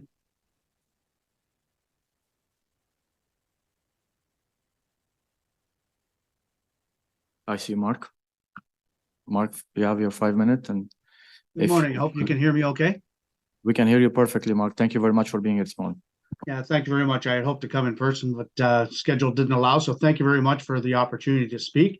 A lot of the questions that I had in my prepared statement have already been answered. So again, thank you to the presenters, anyone who's had something to say about this. But I will, if you'll indulge me, I took the time to prepare, and I've had questions as the president of the Metcalfe Community Association. I've had people reach out to me, so please indulge me. And if you find me out of order, please stop me, and I won't be offended. Thank you. On behalf of them, and I will read from my text because I'm not as eloquent as most of the speakers that have been on today, and I'll try not to rush too fast. On behalf of the Metcalfe Community Association, I would like to thank the members of the city's Agriculture and Rural Affairs Committee for hearing us on the proposed official plan before us. Firstly, I would like to state on behalf of the Metcalfe Board of Directors that we are very pleased in knowing that this application is site-specific. There is a concern by residents in Metcalfe and surrounding areas that any future industrial development will detract from the rural character of our village, as commented and referred to by others. We understand that the meeting today is only to review the applicant's request to have this site rezoned and not what may or may not happen to this property in the future. However, if it is approved and there is a development on this site, we do have concerns, and we ask to be heard. Thank you. This is so that the committee may get a sense of how the residents feel about this possible rezoning and what may transpire on this site in the future. We ask that you please indulge us, and away I go. When the Continental Mushroom Plant closed in 2014, the village of Metcalfe not only lost one of its largest economic drivers, but an integral member of the community. The 200 or so employees of this factory were an important fabric of the community. They would often be seen in the village making purchases at the local shops, chatting with residents at the bank or post office, or just being met by chance on the street. Although many did not reside in Metcalfe, we considered them neighbors, so it was a sad day when the business shut down. Having said that, there was a positive side effect of the plant closing its doors, and that is the immediate reduction in traffic heading east and west on Victoria Street through the village of Metcalfe. The rural Ottawa had somehow returned. The many 53-foot trailers, the cube and box vans that used this route to get to the plant was reduced to almost zero. Only if you resided in the village would you be able to appreciate the impact of that traffic reduction. Fast forward to late 2021 with the opening of the Amazon Distribution Center on Boundary Road, just outside the Metcalfe city limits, and the commercial traffic has again become a huge concern in the village. There is only so much, the main street is only so wide. In winter, the cars parked on the side of the road allow only so much traffic to go through. There are 53-foot trailers, tandem trailers, and delivery vehicles of all sizes and shapes that use this route day and night, 7 days a week, also to access Boundary Road, to get to Amazon Distribution Center or to Highway 417 heading east. This truck volume to the traffic that today goes east and west through Metcalfe daily from the growing communities of Russell and Embrum, heading west in the morning and east in the afternoon, and the residents have reason to be concerned. I'm going to go quick now. The MCA recently hosted a town hall meeting for residents of Metcalfe and surrounding areas, with the topic of the evening being traffic safety and enforcement. Councillor Giroux was on hand, as were Phil Laundrie and Riley Carter from the City of Ottawa staff, and we thank them. Representatives of OPS were also in attendance. Although traffic and safety enforcement were the intended topic for the evening, the main concern and feedback from the residents in attendance was truck traffic in the village. It is a common theme throughout Ottawa, and we are aware that the City of Ottawa is doing its best to address this issue, but it is a concern. The response from our guests at the head table was, understandably, there are not enough resources as it stands to monitor existing traffic load, and that the City of Ottawa has no control over the amount of traffic that passes through the village. Although disappointing, completely understandable. Presently, the intersection of Cartwright Road and Victoria Street in Metcalfe I'm almost finished. Presently, the intersection of Cartwright Road and Victoria Street in Metcalfe is being reconfigured to address the number of vehicles and traffic flow entering and leaving Metcalfe due to safety reasons. In the statement by the applicant, Transport Impact Assessment anticipates 10 employees and 15 to 20 heavy vehicles daily. All trucks entering or leaving the site must utilize Victoria Street, which is the closest truck route, hence what I mentioned above. This is a red flag to our residents. If this application to rezone is approved and there's a development of the site of a yard and leaf waste facility, which would necessitate the increase in truck traffic, the Metcalfe Community Association would like to go on record that if required, the City of Ottawa will work with the MCA to review the intersection of Victoria Street and 9th Line. If turn lanes are required or some other way of having the traffic flow in a better way, we hope that the city will be open for discussion. Metcalfe has been very fortunate over the last several years to have the support of the councillor in our ward, who has worked with residents through the MCA to address road safety issues in other locations in and around the village. And we look forward to this relationship continuing. We understand that your hands are tied on the issue of traffic volume, but we would like to be put on the record that more traffic and not less traffic is very much a concern to the residents of Metcalfe. Again, nothing the City of Ottawa can do about this traffic volume, and not relevant to this rezoning, but pertinent to this discussion. What is in control of the City of Ottawa, however, is the approval of this application to rezone. We understand that if the application is approved and a leaf and yard waste facility does become a reality, this will be an economic driver for our area and become a benefit to local business. However, it has its caveats. The village of Metcalfe not only needs to attract new businesses, but the village of Metcalfe not only needs to attract new residents, but businesses as well. I thank you for your time. And as I'm closing, I would like to ask if these PowerPoints are available either online, so I can share with our MCA members, or if they're available to be sent to me directly. Thank you very much. I really appreciate your time. Bye. Thanks, Mark. And to answer the question, we'll be sending you those presentations. Kelly will be sending them to you, to your email. And I want to take the time to thank you very much for being here this morning and raising the concern that our community has. And I know I've been working very closely concerning the truck trafficking and the modification of most intersection. But, you know, I will go also on record to say that Victoria is truck route, and that's something and historically existed.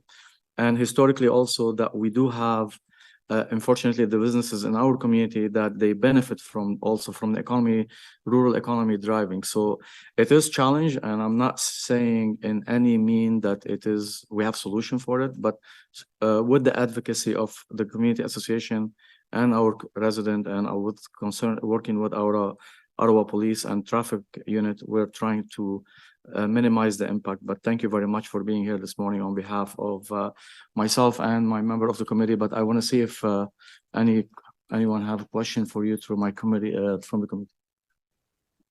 Oh, seeing none. Thank you very much, Mark, and I appreciate it. And our next delegation is Ann Parsons.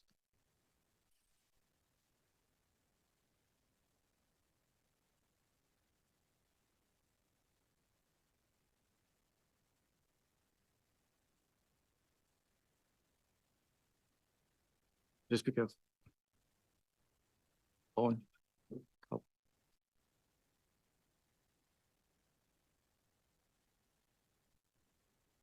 Thank you. Thank you.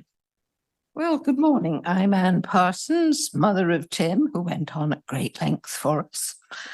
Anyway, I have concerns about the industrial thing, but if it's site specific, this seems reasonable. But I was a little distressed when he said there was a plan 3 coming up. Things do tend to expand, and I can see me being paved over opposite my house and lights and traffic and all the rest of it. If we stay just with the site-specific thing, that would be more agreeable. I must agree with everybody about the truck traffic. I have great big aggregate trucks drive by me up and down several times a day. Dear me, I should have written it down. I've sort of forgotten what I'm about. Anyway, the quarry coming up it's not sort of probably officially there, but it's something of great concern to us too. I'd rather we stayed a rural community without trucks and banging. When the mushroom farm went in, my well went from 175 feet to 300. So I'm a little leery about whatever's going on across the road from me. So I had quite a few excitements with the mushroom farm. They put up a fence, and then the trucks used to have to blow their horns to get in. It was quite noisy. The smell in those days was really quite offensive too, but luckily I got measles and lost my sense of smell. So there we go. That was useful. But then they had the workers living in trailers, and my dog got shot. You know, I mean, all sorts of things can happen. So if we can keep this industrial thing to the absolute minimum, I should be happy. Well, almost happy. That's all I want to say. Thank you. Thank you. Thank you very much, Anne. I appreciate you being here. And I know Tim, on your behalf, did very good, pleasant presentation and in detail. Any question for Anne? I want to thank you for being here, and we'll be working with the staff to making sure to minimize the impact. I remember the days of the continental mushroom. I remember the smell in the village when the wind, especially the wind come east. Oh, yeah, it was And quite I'm sure strong. you heard all the trucks because the operation was 24 hours. We'll ask some question about the operation time and everything. So thank you very much for being here. Owen.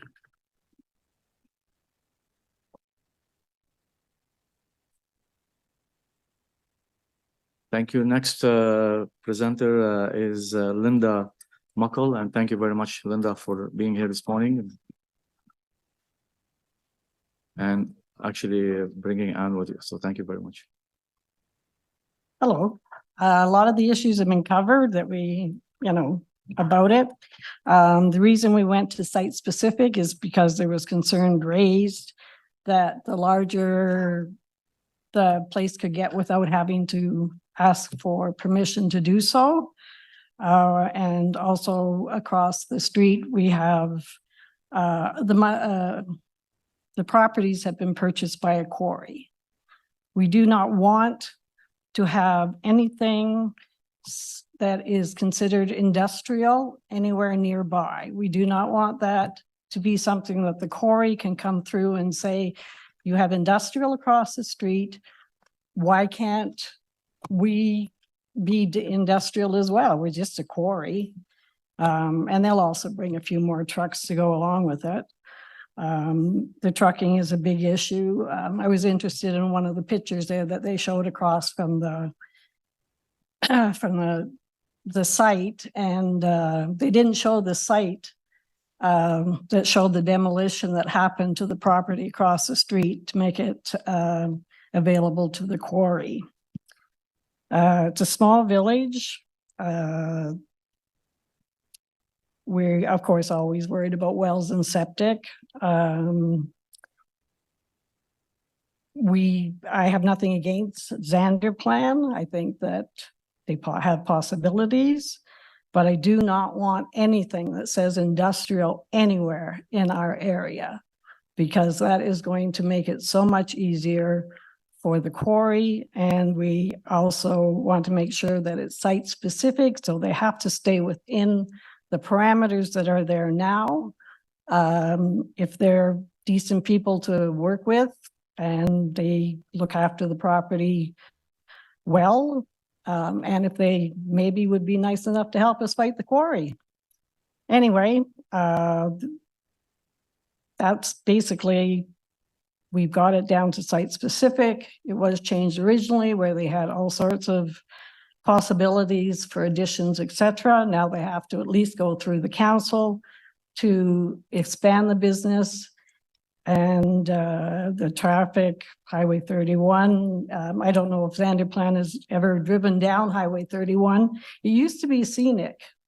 It looks like an industrial wasteland now, and I really don't want our road to look like that. I do not want Metcalfe to have all their houses start to disappear. The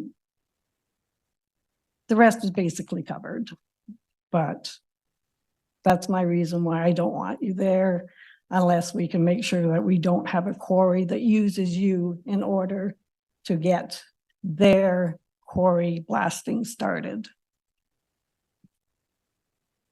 I think I'm done. Thank you very much, Linda, and I appreciate your presentation, and I know how emotional you're about it. You and I had a discussion prior to the meeting, and we had some good conversation and explanation about the site specific. But I want to see if the committee member have a question for you before you leave. I see none. Thank you very much. We appreciate your being here this morning, and I will ask some question after. Okay. Thank you, Linda. Now we have I think that's conclude our delegation, and question to staff from anyone? Yeah, go ahead. Just in regards to the designation industrial, I'd like to explore that a little further. I get the sense that when people think industrial, they think smokestacks and lots of trucks driving, which I think the traffic impact will be real. But when I look at what they're planning to do here versus what they were doing before, seems it's not the same, but somewhat similar. So what makes this industrial? Like, and is it, if that's the case, is it light industrial? Like, I know there's different classifications of industrial. So what would this be in terms of that classification? Thank you. So you, Mr. Chair, would be classified as light industrial because they're taking previous made products, which would be the compost and the topsoil, and then making a finished product out of those. So light industrial. And just in terms, I know we've heard today a couple of times, and I know this is common, the slippery slope argument about if we make this property industrial, what's to stop other companies from coming in and doing that? So just hypothetically, if with the light industrial, and I know that we're talking site specific today, but just generally, what does that allow? Would light industrial allow for quarry activity? Through you, Mr. Chair, the quarry is completely separate on a different property. Yeah. This No, I understand site that. is not related in any Yeah. way to the quarry. It can't comment on if this would make it easier for the quarry to be established. It's really Sorry, outside the scope of this application. Sorry, I think you might just misinterpreted Oh, the, sorry. so just the light, generally speaking, light industrial, would that allow for a quarry anywhere? No. Okay. Yeah, I think that's all I did. Okay, thank you, Councillor Kelly. Councillor Brown. Thank you very much, Chair. Question for staff. In terms of what is permitted currently on the site, if I wanted to purchase the site and start up another mushroom farm or a dairy farm or a beef feedlot operation, would I be able to do that today? Through you, Mr. Chair, yes, you could establish the mushroom facility again. Anything in terms of livestock would be subject to minimum distance separation provincial guidelines, but they are permitted under agriculture currently. Okay, thank you. And so if I, for example, wanted to start up another mushroom farm at this location, I'd be permitted to bring in human and animal waste. I think it's, I can't pronounce the word correctly, but the really smelly stuff. Yeah. I would be permitted to bring that on site, whereas through this application, the really smelly composting material would not be permitted as a use of the leaf and yard waste compost process. Is that correct? That is correct. Okay. And I'm very sympathetic to the trucking concerns. The village of Manotick in my ward and just on the border of Councillor Drew's is subject to a high volume of truck traffic. So I can certainly understand why you wouldn't want to see many additional trucks driving down your road. But based on what the site used to be, you know, more than 200 employees a day and a larger operation, what's being proposed today is much smaller in scope than what was there previously. Is that correct? That is correct. Okay. I think what the applicant is proposing here appears to be quite reasonable as long as they continue to work with the councillor's office and the community to address those concerns. And by reusing the buildings on site, I think they're trying to limit their impact on the surrounding community by keeping their footprint small. So again, very sympathetic to the concerns, but I think what we're looking at here is quite reasonable and has a lower impact on the surrounding residents and community than another mushroom farm starting up. So I appreciate the answers to my questions, Chair. Thanks so much. Thank you very much, Councillor Brown, and thank you very much, staff. I do have a few questions from what I heard from our delegation. I just from a perspective of the actual application, when the applicant apply, I just want to make sure to kind of put a context to the committee member that where we was and what we went and how we end up here. Can you please give us a little bit background on the specific application? Certainly. Through you, Mr. Chair, the initial application was made to change the official plan designation to rural, industrial, and logistics. That official plan designation does permit a wide variety of industrial uses, including light and heavy industrial. And then they would have a zoning to go with that, which would implement the official plan policies, and then that would permit the industrial activity. Through discussions with the applicant, it was determined that the rural industrial and logistic zone designation, the official plan designation, was not appropriate because it did provide that opportunity for further diversification and expansion of industrial activity, which was not what we were looking for. We were looking for an appropriate reuse of this site that already has a lot of the infrastructure in place in terms of composting and production lines. It really was a mushroom facility. It is agriculture, but it was agriculture at an industrial scale. So we were able to talk to the applicant, limit that down, keep the current official plan designation, the rural countryside official plan designation, while just permitting the site-specific soil packaging and no other types of light industrial. Thank you very much, Sean. I know that, and just to put it in a different perspective, we didn't give them carte blanche. So basically, the application came at a full industrial in our communities in rural areas, and we kind of limited. We work with the applicant because this site really exists, and if it's today the applicant decide to open back the mushroom farm, which is, you heard it from our delegation and I heard it from our community, and I lived in this community, so I know the impact from a trucking perspective, from smell perspective, from any other thing. Also, I want a quick question to clarify. This site is allowed as today without coming to this committee for cannabis production? Yes, that's correct. So this is doesn't stop the applicant today to go out and have cannabis growing production on site today as we speak. So this is really limited to the packaging of topsoil and distributing back into the community, back into the city and to the community. From an environmental perspective, we heard that there could be impact on wells and water, and I'd like to know also about your comment concerning the noise and the operation. And I know the time operation is not within our we cannot control the time of operation. It will be nice for us to have some answers from the applicant before council. That will be great. But if we can, you can comment on the water and the noise and an operation. Absolutely. Through you, Mr. Chair, in terms of the water, a hydrogeological report was prepared to demonstrate that the septic impact assessment can accommodate the use without impacting neighboring wells or the aquifer.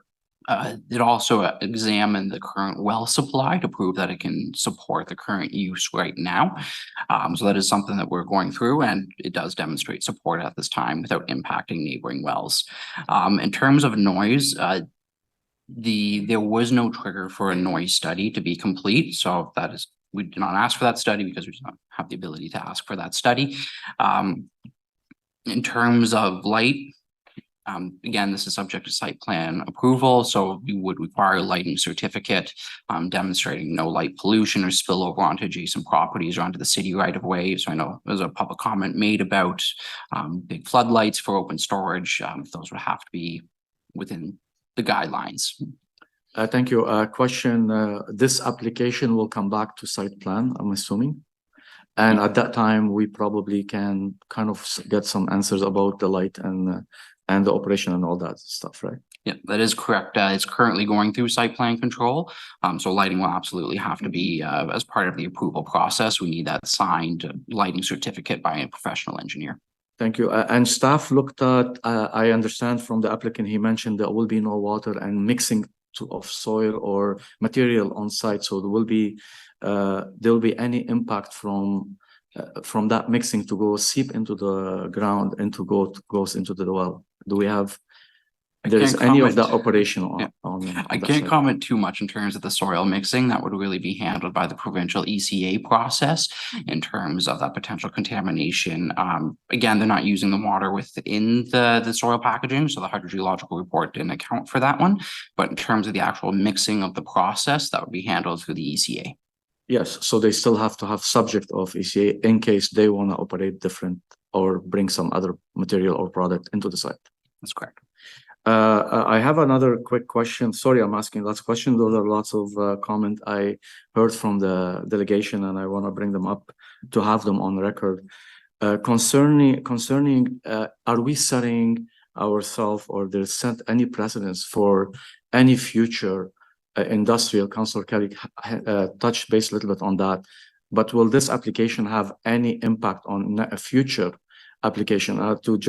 And why I'm saying that, because there is rumor and there is talk that the adjacent property was sold to a quarry or to an aggregate operation. Will this set us to any precedents? Through you, Mr. Councillor, through Mr. Chair, no. The site-specific amendments actually significantly limit any potential industrial activity. It really does keep this to just the existing buildings, recognizing this appropriate reuse of it. It is not meant to facilitate any other industrial activity or quarries or anything of that nature. Thank you. Thank you very much. I really, really appreciate it. I know I asked lots of questions before we come to the meeting today, and I want to thank you for your due diligence, Adam and yourself, on working on a file and working with my hundreds of thousands of questions that I've been asking in the last 3 months, and I understand we dim down the operation to make sure that it is specific. We don't open any other industrial use, so we don't have wide usage on that site.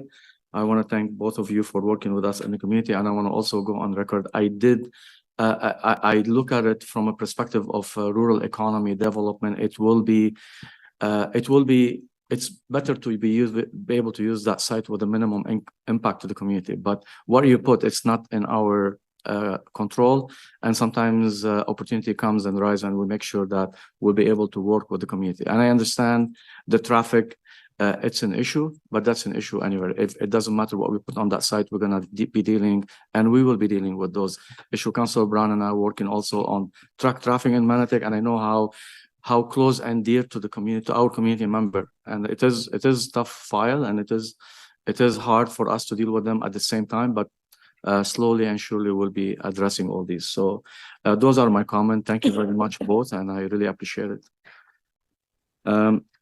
We're gonna go to the recommendation. Any other question? Or that Agricultural Welfare Committee Council approve an amendment to the official plan for 2545 9th Line Road as shown document 1 to permit soil packing plant with leaf and yard waste composting as an ancillary use while remaining within the rural countryside designation as detailed in document 2, and 2, that the Agriculture and Rural Affairs Committee recommend council approve an amendment to zoning bylaw 2008-50 for 2545 9th Line Road as shown in document 1 to rural general industrial with an exemption to limit the uses to a soil packing plant with leaf and yard waste composting as a conditional ancillary use as detailed in document 2.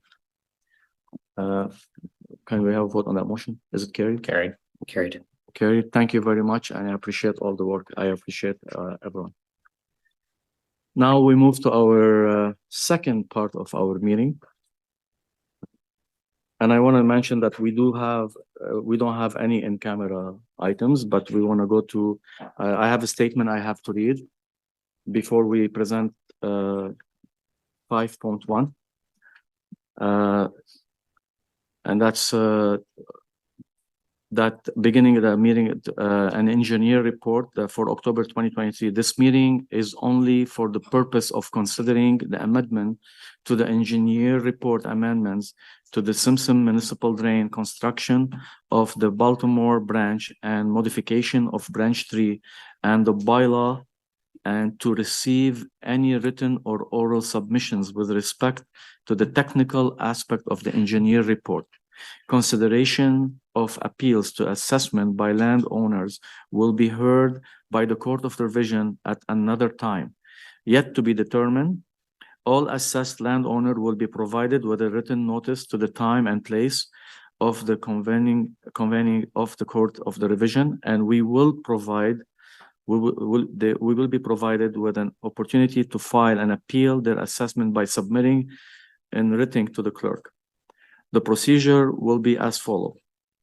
Mr. Andy Robinson and engineer Robinson Consultant Inc. will provide a presentation. Each landowner will have 5 minutes to explain their concern with respect of their property and the technical aspects of the engineer report. After each landowner presentation, the members of ARAC may ask questions to the landowner or Mr. Robinson. After all the landowner presentations have been heard, ARAC, Agricultural Affairs Committee members, will consider the staff report recommendation. So having read that, thank you very much. And we have, it's an item 5.1. We have our staff, Dave Ryan, and we have our consultant representation, Lauren Franklin and Mr. Andy Robinson here in front of us. And we do have a presentation, I understand. So we'll go through the presentation if that's possible. Yep. Thank you, Mr. Chair.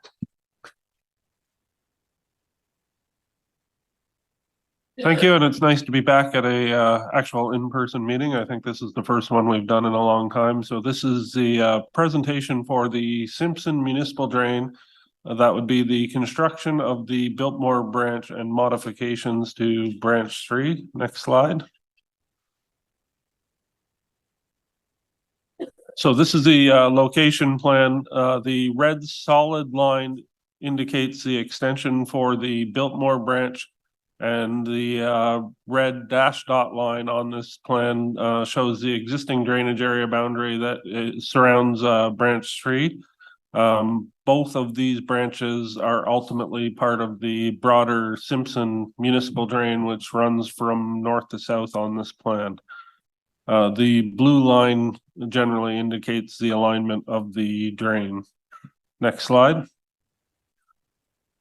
The Simpson Municipal Drain was originally constructed in 1969 under provision of a report from Graham Burnham and Associates Limited and dated September 2nd, 1969 and revised on November 25th, 1969. So aging quite significantly now. Next slide, please. Robbins Consultants was appointed by the City of Ottawa on October 9th, 2019 to complete a new engineer's report for the Simpson Municipal Drain, creating an extension of the existing municipal drain for the Biltmore branch.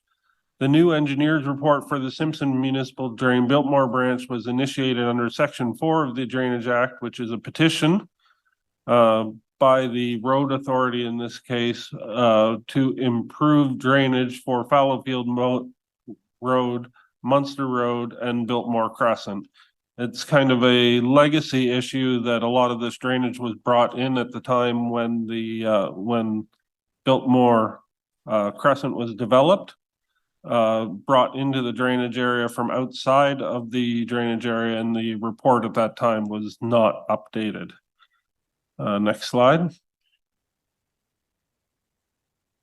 An on-site meeting of the affected landowners was held on November 14th, 2019. The primary concerns expressed at the on-site meeting included who would pay for the drain, who deals with the subdivision stormwater management pond, and will work at alleviate flooding concerns specifically in the Biltmore Crescent subdivision. Next slide. Construction of the Simpson Municipal Drain Biltmore branch include improved drainage capacity for lands and roads, increasing the capacity of the current cross sections, a fair and equitable distribution of costs for the construction and future maintenance. We note that a significant portion of the cost occurred is assessed to the City of Ottawa as a special benefit on the basis of the requirements for improved road drainage and, as I said, the legacy issue of the drainage that was brought in without being properly updated. Improvement to the Simpson Municipal Drain Branch 3 is required to provide sufficient outlet for the Biltmore branch that is being constructed and for the drainage that currently comes into that branch. The next slide. The following works will be implemented for the modifications to the Simpson Municipal Drain Branch 3. So that's replacement of select culverts due to capacity issues. As I said, there were also many of the culverts were put in 1969, so improving them at this time is a net benefit. Establishment of a smooth and positive slope profile along the entire length of the drain. So there's some issues in the transition from the Biltmore subdivision to branch 3 that don't allow for proper outlet. The next slide. The following works will be implemented for the construction of the Simpson Municipal Drain Biltmore branch. So that's channel widening for improved capacity. Only one side of the channel is widened to minimize disruption and erosion potential. A new drain is to be constructed along Munster Side Road. That is the area where there's current flooding that comes across Munster Road, but doesn't quite make it to the subdivision ditches and ultimately out through branch 3. So there's some improvements required there. Riprap at culvert outlets to the drain for erosion control. Periodic rock check dam and sediment basins to reduce erosion and improve downstream water quality, and seeding of the disturbed areas and buffer zones to reduce erosion along the banks. The next slide. So as for assessments, in general, the Drainage Act requires that the total estimated cost of be assessed against the affected lands and roads under the categories of benefit, outlet liability, injuring liability, special benefit, and special assessment of a public utility or road authority, which is section 26. On this project, there is no assessment for injuring liability. The next slide. Benefit by definition under the Act is the advantages to any lands, roads, building, or other structures from the construction, improvement, repair, or maintenance of a drainage work such as result in higher market value or increased crop production or improved appearance or better control of surface water, any advantages relating to the betterment of the lands. Lands located immediately adjacent to the drain that are determined to receive a benefit are assessed for benefit.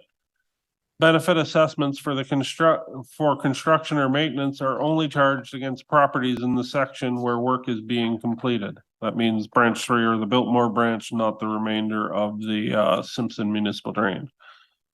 Next slide, please. Outlet assessment, and this is the one that's more common to most people. Everybody that's within the drainage area who contributes water to the drain is assessed an outlet assessment. And that is the lands and roads that may be accessible for outlet liability are those lands that use the drainage works as an outlet or for which after construction or improvement of the drainage works, an improved outlet is provided. The outlet or improved outlet may be provided either directly or indirectly through any drainage works, overland flow, swale, ravine, creek, or water course, any water that ultimately makes it to the drain. Assessment for outlet is based on the location, area, and rate of flow. Each parcel of land that lies within the drainage basin and is upstream of the location where the construction or maintenance is being undertaken pays a portion of the cost of the construction or maintenance through an outlet assessment. Next slide. Special benefit. Special benefit is any additional work or feature included in the construction, repair, or improvement of drainage works beyond the mandated design standards. Special benefit is governed by Section 24 and 26 of the Drainage Act. This allows for assessment against any lands for which a special benefit has been provided based on actual cost of the special benefit or the increased cost of the drainage work due to the special benefit. In this case, there's this one for the road authority related to the culverts. So road authorities often have a higher design standard for their culverts in order to ensure that that's not impacted by the downstream drainage. There's a special assessment that goes against that for the improvements required and associated with that that's charged to the city. Special assessment is charged where special engineering or design and construction is required to ensure adequate outlet for the downstream property. The next slide. The total cost to complete all works associated with the Simpson Municipal Drain Branch 3 and Biltmore Branch, including engineering, administration, and construction, contingency, mitigation, allowances, and permit fees is estimated to be $359,240.56. The next slide. So this slide breaks down those amounts. In general, the construction for the Simpson Branch 3 is about $114,200. The Biltmore Branch itself, $61,644 for a total of $175,845. There's some contingency amounts associated with that. The engineering and administration associated with the Simpson Branch 3 is estimated at $31,000. For the Biltmore Branch, that's $94,000 for a total of $125,000. And associated with the improvements are a number of allowances. So this is the payment to individual landowners, which the drain passes through for the amount of land that's taken up by the extra width for the construction of the drain, or for the damages to crops, both in the year where construction is completed and in future years after spreading has taken place to ensure proper crop recovery. Those allowances total $26,000 for branch 3, $15,383 for the Biltmore branch, for a total of $41,395. City road authority culverts are not included in this estimate. That means if there's any improvements required to the culverts, that it's anticipated the city takes them on themselves as a standard practice. The city special benefit, this is charged for the engineering, for the downstream considerations from culverts and from the road authority, and for the legacy issues. So they pay a fair chunk of the cost of this report and the engineering associated with it and construction. For branch 3, that amount is 137,409. For the Biltmore branch, that is 132,000. There is also a city special benefit for the stormwater management facility, which is included in on the alignment of the drain in the Biltmore subdivision, and that is 21,632 for the special consideration associated with that, leaving the city special benefit to be 291,000 of the 359,000, or a net total assessed to the properties of $68,177.79. The next slide, please.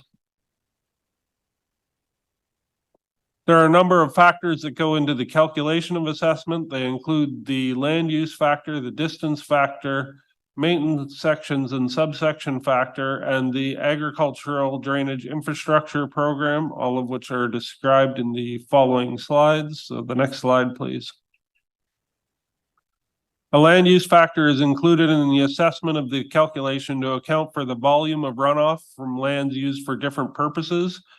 A numeric value of 1 is given to all agricultural, rural, large lot residential, so greater than 2 hectares, vacant lands, unprotected forests, not subject to a registered managed forest agreement, or any land where an alternative factor is not otherwise specified. So that's kind of the standard use of land in the rural landscape.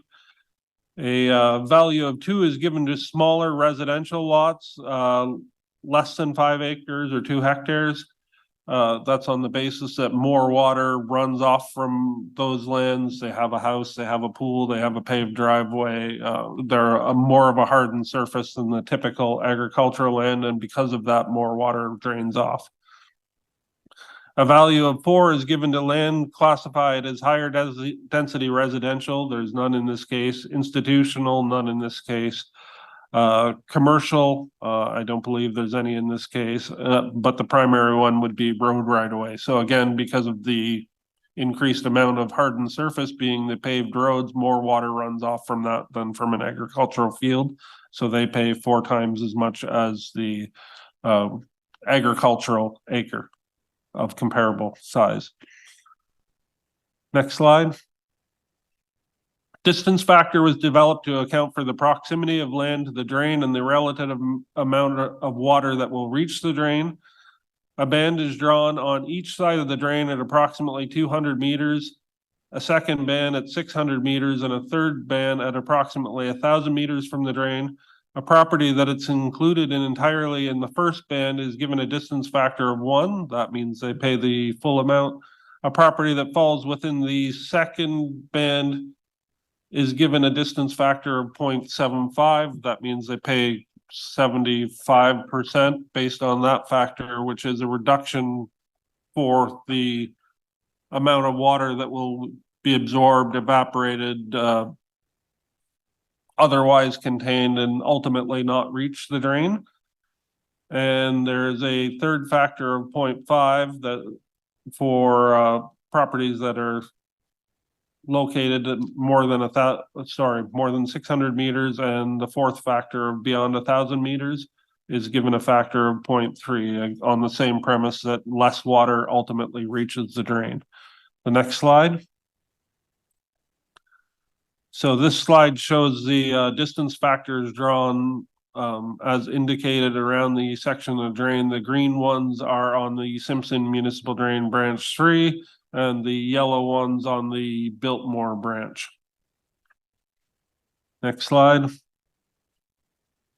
Maintenance sections and subsection factors. So in order to develop schedules for future maintenance, charges to the Simpson Municipal Drain have been divided into 2 sections.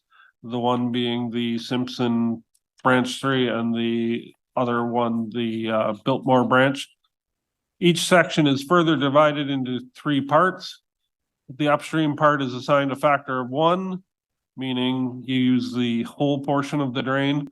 The middle factor is 0.66, meaning you can only use 2/3 of the drain, so you should only pay for 2/3 of the drain.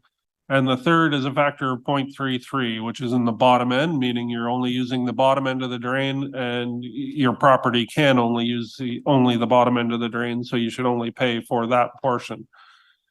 Each individual property is assigned a subsection factor corresponding to the location where the drainage from the property enters the drain. All properties upstream of the section where the maintenance is being undertaken are assigned a factor of 1. So that is the people in the Biltmore branch. The Biltmore branch ultimately empties into branch 3 of the drain. Therefore, the people that are using the Biltmore branch are also using all of the branch 3.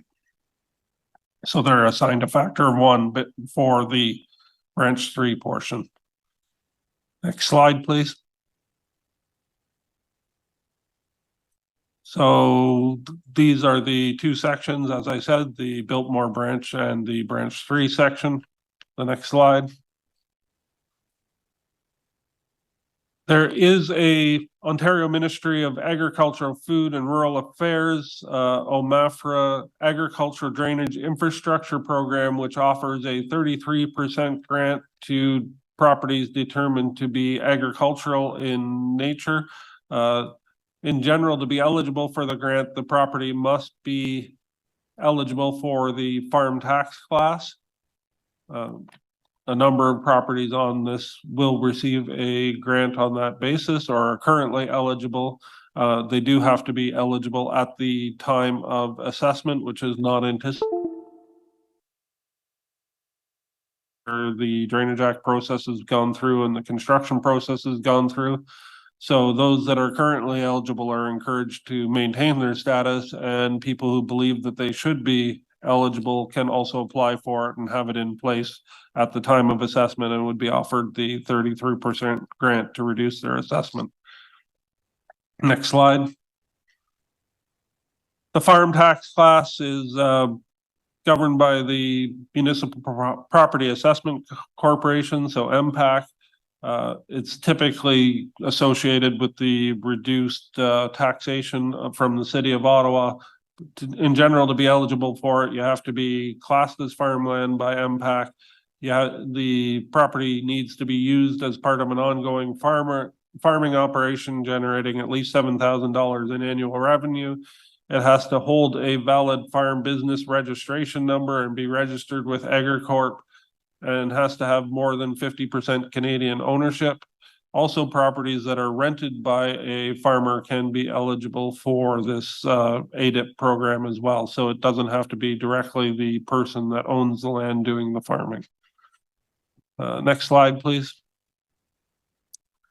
Allowances are paid to the affected lands based on the land lost due to the ditch widening or relocation.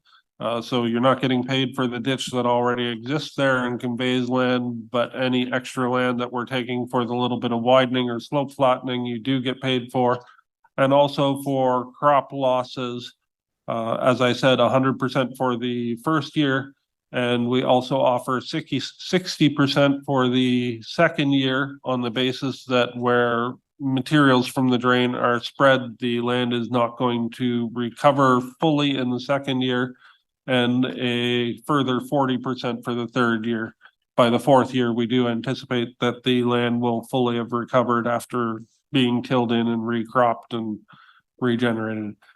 The crop values for these assessments are based on the average typical area crops. So that's corn and soybeans that we generally consider at OMAFRA reported yields. So they have statistics every year that report on the yields of this area. So we use those average yields to generate the amount of crops that would come for that area that we're compensating. And the current prices at the time of the publication of the engineer's report based on AgriCorp reported prices. Next slide. Following this meeting, there will be a quarter revision following the meeting to consider. A landowner assessed for drainage works may appeal to the quarter revision on any of the following grounds, so that any land or road assessment is too high or too low. Any land or road that should have been assessed has not been assessed, and due consideration has not been given to the appropriate land use. Where any landowner is making an appeal to the quarter revision, written notification and supporting documentation must be received by the municipality 10 days prior to the quarter revision. So typically at this meeting to consider, this is your opportunity to accept and move the report through the process. What the quarter revision is a further step in the process that allows the landowners who have specific concerns. Almost all of the majority of the concerns are on assessment, so that they can be dealt with at that time. And they don't need to be specifically dealt with at this time. You can just accept the report and move it through the process. The next slide. So for construction and maintenance, future maintenance on the project will be the responsibility of the City of Ottawa. That means they have responsibility in the future for maintaining it. Although individual owners are responsible for periodic inspection of the drain on their own property and reporting maintenance concerns to your drainage superintendent. So in this case, that would be Eldon Hutchings or Dave Ryan. If you have any concerns on the drain after it's constructed, beavers have built dams or there's trees falling into the drain, you mention those concerns to the drainage superintendent and they're addressed. The cost of future maintenance is to be assessed in the same proportion as the schedules of assessment for construction and future maintenance, excluding allowances and special benefit. Therefore, the maintenance costs are to be levied against the lands and upstream from the location of the maintenance being completed. Work pro rata on the assessments for benefit and outlet in the report, all of which is in accordance with the Drainage Act. The next slide. That's the end of my presentation. Thank you very much, Lauren. Much appreciated. So we have the presentation in front of us now. We are open for 5 minutes for landowner if they want to speak. I'm not sure if I haven't have anybody registered, but if someone want to speak. Oh, we do? Sorry about that. Mr. Chair, I understand that 2 individuals registered as delegations at the door, Mr. Mark Foster and Ms. Cheryl Davidson. So we can start with Mr. Mark Foster. And again, while you're setting up, you have 5 minutes to speak about the technical aspect of the engineer report, and then committee members, they have questions, they will be able to ask you. So.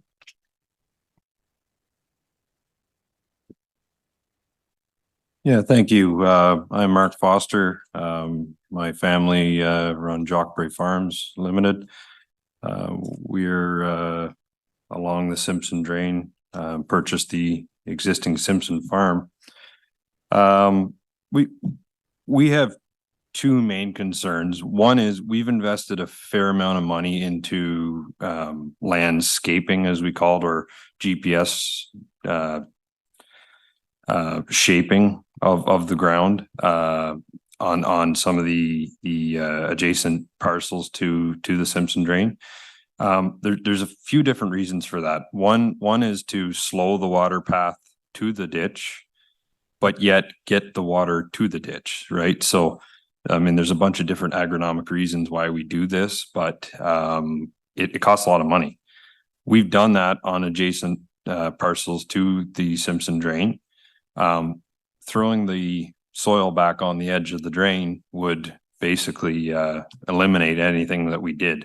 The other problem with that soil in that area is if you do have a sort of an obstruction along the edge of the drain, the type of soil that it is, it will what's the right word I'm looking for? It will erode and end up in the ditch. So we've had really, really good luck with the shaping and slowing down that water path to the ditch. And it's sort of kind of neat to see actually when it's all done, instead of the water going to one area and eroding that area. In a big rain event, we'll actually see that the water will just sort of cascade very slowly over the edge of the field into the ditch. You know, we want to do a good job. We don't want nutrients going into the ditch. We don't want, you know, our consumers, having problems with the fertilizer that we put on the ground and so on, right? So this is the premise of why we have done some of the things we've done with that. And we're concerned that we're going to lose that benefit in this scenario. So I guess one question is there any opportunities to move that soil to another location, or I'm open to ideas, I guess. I think you should finish your presentation. Okay. So second one is the allowances for crops lost in the construction. One, I'd be interested to understand how those numbers were got to, you know, seeing a more in depth, you know, X times Y equals whatever. And then the other side of it is there an appetite to work with the cropping schedule? And, you know, let's say, okay, we need to get in there, you know, second week of September, and then we could complete construction by fall, or like, is that possible? I don't know. I'm interested to work with you guys to see what we can do there to, you know, to maybe we can work with a schedule that we don't have to leave the ground, you know, vacant for a year. My secondary concern to that is if we leave a chunk of ground vacant, it's just weeds. Like it is. So how do we manage that? I guess thirdly to that end is that we have crops already sold on almost all those acres. So we have binding contracts that we have to fulfill. So it's going to be quite tricky for us to navigate how to do this, you know, sort of without having an open dialogue of how we can achieve our goals and you guys can achieve yours, right? So back to, I should have started with, we have no issues with this work getting done. It probably needs to be done. It doesn't really benefit us per se. Our land is draining just fine. And most of this water is draining through our place as some of our neighbors. But we would just like to try to work with you folks to try to make sure that we aren't behind because of it, right? I think that's the end of my thoughts. Thank you very much, Mark. We appreciate the collaboration, and I understand that there is a concern, and I will let Councillor Brown have some question, or you want to go ask the questions? Yeah, thanks, Chair. Good to see you, Mark. Thanks for coming out. I'll ask staff if they could respond to that. So I heard, is there an opportunity to spread the excavated soil to a different location so we don't impact the slope of the field that's been designed? Are we able to work with the landowner and the schedule for when we do this work so we don't impact the work that they're doing? And then the third one was, I guess, to answer Mark's question, when do we anticipate construction? So if some of the crops have been pre-sold, he's got those contracts out, when do we anticipate construction of this work? And is there an opportunity to help the landowners work around that so they don't lose funds, even though some of those, I guess, lost revenues are captured in the engineer's report here? I'll start through you, Mr. Chair. So there is some flexibility there. We're hoping to do the work later in 2024, pending appeals. But there's typically some flexibility with the contractor to do the work as far as timing goes, some flexibility. And as far as the spoils go, typically it's stated in the engineer's report as to where the spoils are to be spread, but there are also some opportunities just to pile it in certain areas or move it to different parts of the property. I'll let the engineer follow up with that, but yeah, there is some flexibility generally to accommodate the operations. Andy, do you want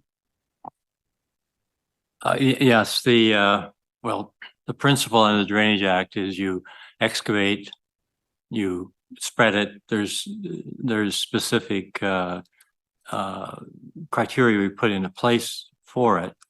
And and part of that is, well, I understand what you're saying, but part of that is to make sure there's openings left at along that area where the material is spread.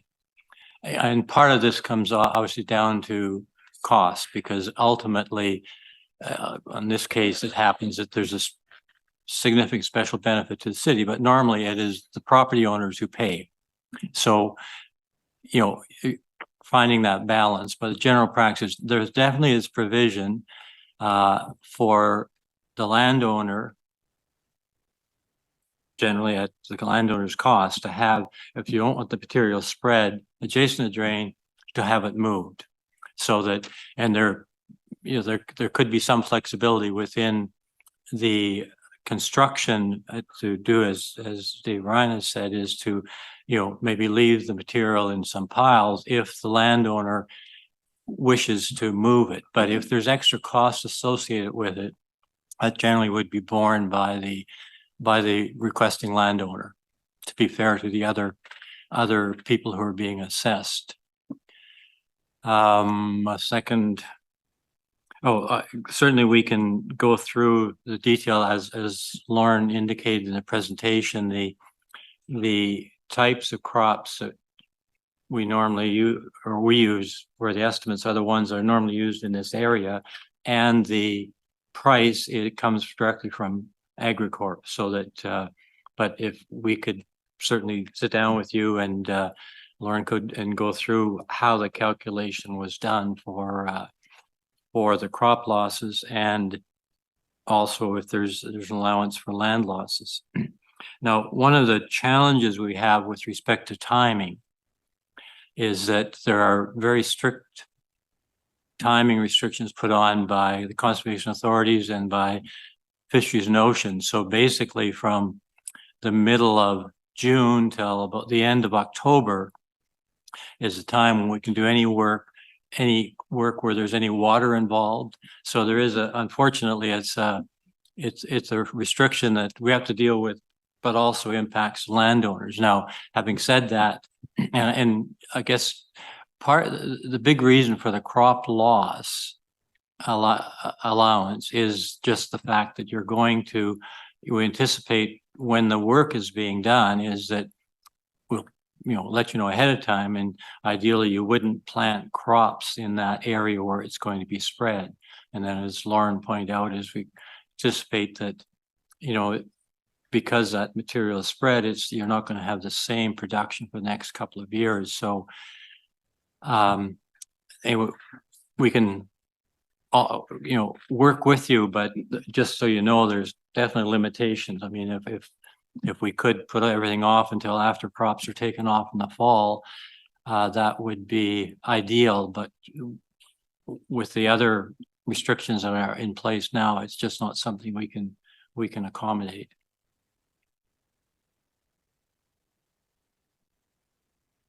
I could just add, Mr. Chair, so within those timing windows, there is a little bit of flexibility though, as to when we issue the commence work order. All right, thank you very much. So essentially, I'm hearing, yes, we can work with the landowners within the regulations set through the Drainage Act and the partnering agencies that we have to work with. Yeah, we have to bear in mind, we got permits or authorizations from various agencies that have conditions which you have to work with. But ideally, particularly with larger landowners, is we would like to work with them. But I'm just making sure everybody's clear that there's a lot of restrictions that are now in place, not just for the Drainage Act, but others which we have to deal with through agencies. So, no, I can appreciate that. Thank you very much. Thanks, Mark. Thank you very much, Mark. We appreciate your presentation, and seems that we'll be able to work with our drainage superintendent and your counselor. I'm sure we'll get to solution, and I understand there is lots of restrictions, so hopefully work through that. Next landowner will be Cheryl Davidson.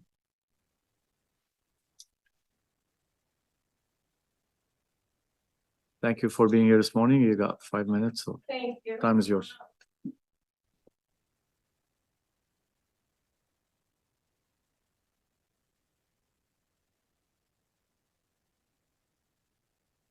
I asked to.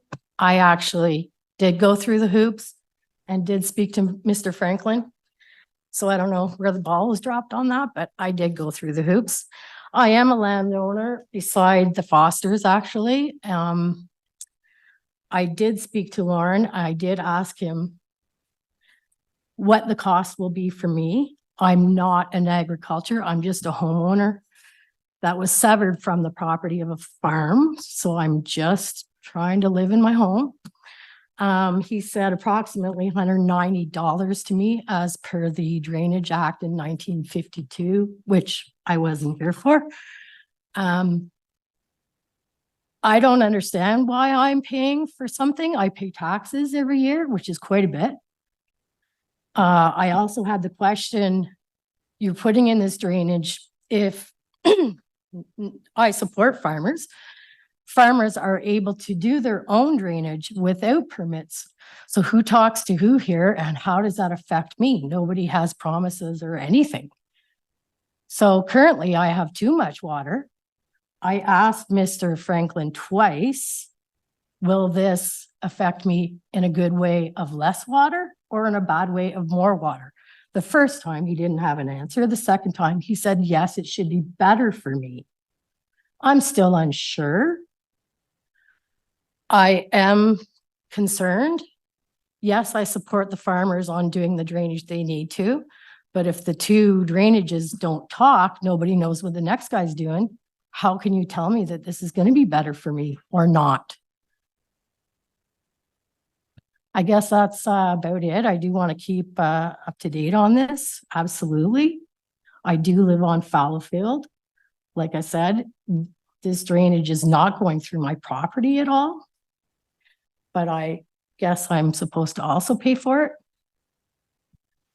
Thank you very much, Ms. Davidson, and we apologize. I understand you did send an email. I like to go to the record to apologize on behalf of our staff, but sometimes things happen, but you're here and you're addressing your concerns, so thank you for being here. I understand your concern. Today is our meeting to talk about the technical aspect of it. And I will ask Dave, Mr. Ryan, if you have any answer to your questions or to your concern. Through you, Mr. Chair, the only thing I would add is that the property that Ms. Davidson currently lives on is already assessed in the drainage works and has been for a number of years. It is? Thank you. Go ahead, Councilor Brown. Yeah. Sorry. Thank you, Chair. Mr. Ryan, was it assessed in 1969? Is that when it was inside the watershed at that time? Right. The property would have been part of the original Simpson drain, which was assessed. I believe that property was subsequently severed from a larger property that was assessed, but overall that property was part of the assessment in 1969. Thank you. And based on the engineering you've done for the report that's in front of us today, there will be a net benefit inside the watershed, correct? It might not directly impact the landowner sitting next to you today directly, but as a net benefit to the watershed, there should be an improvement in drainage in the area.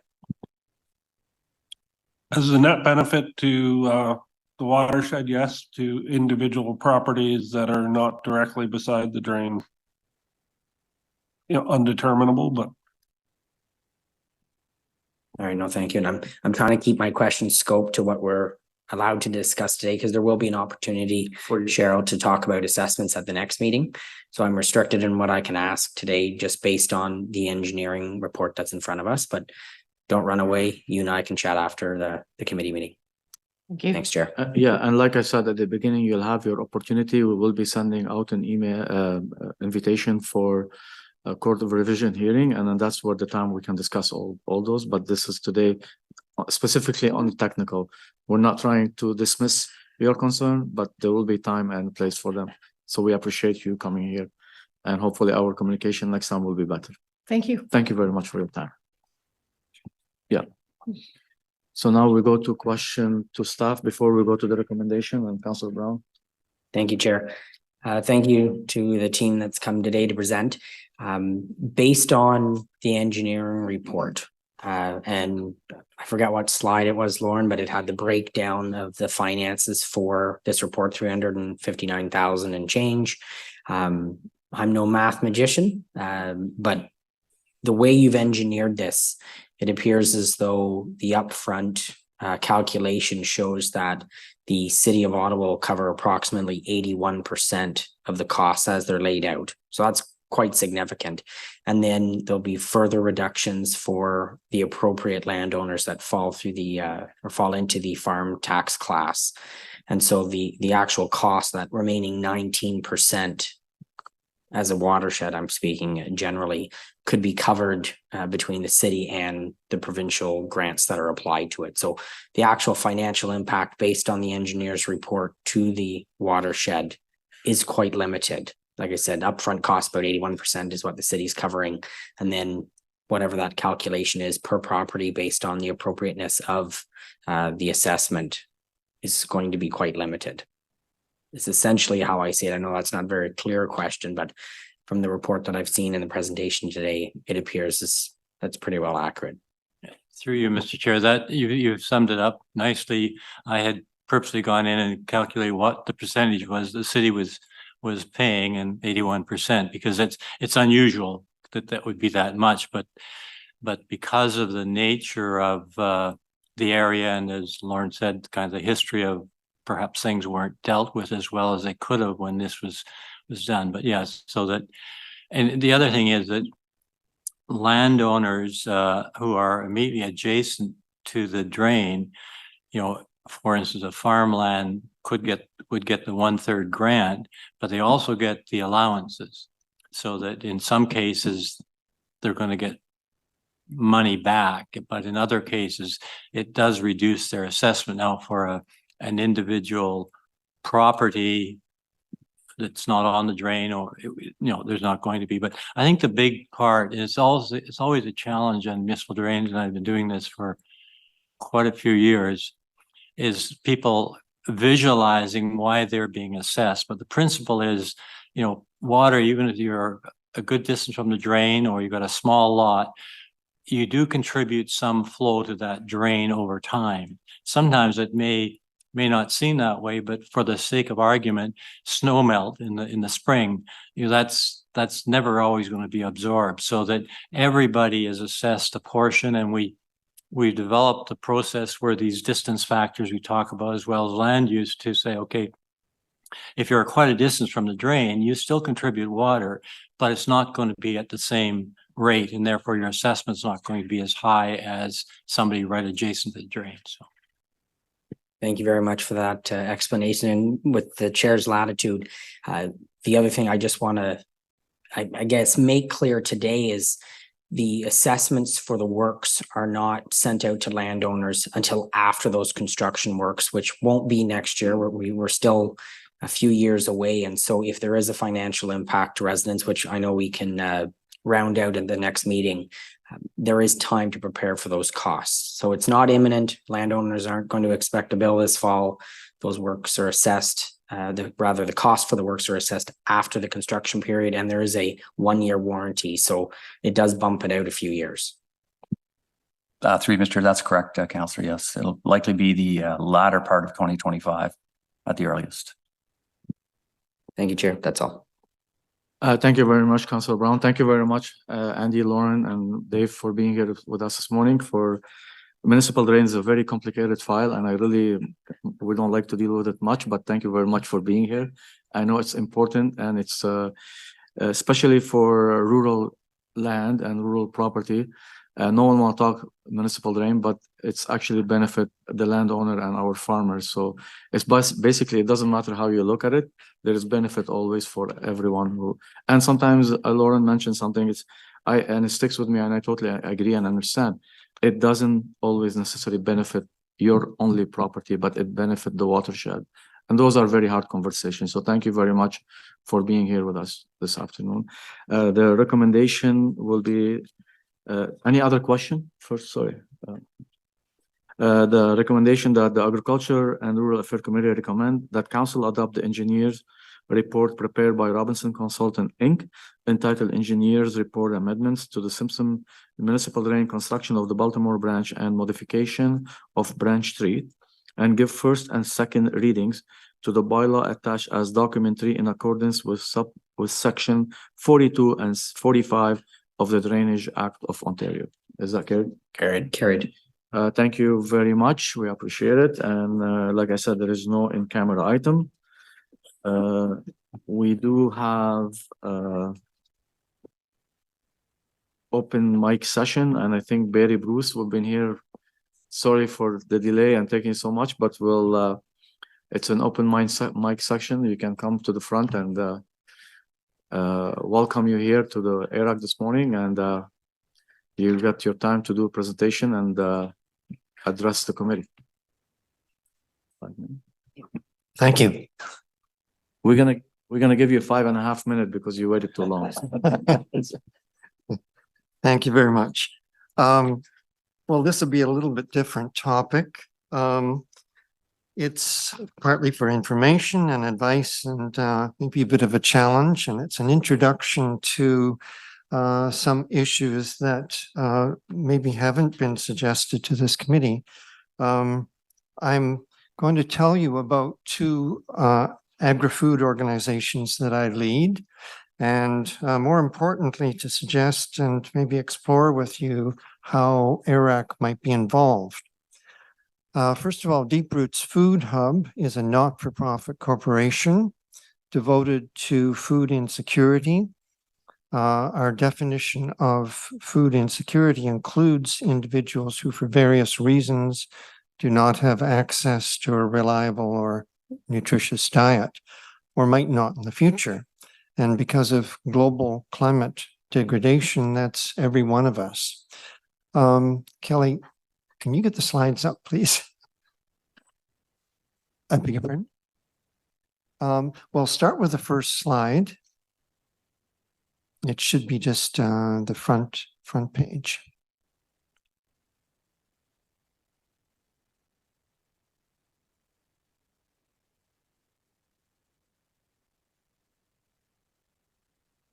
That's not it.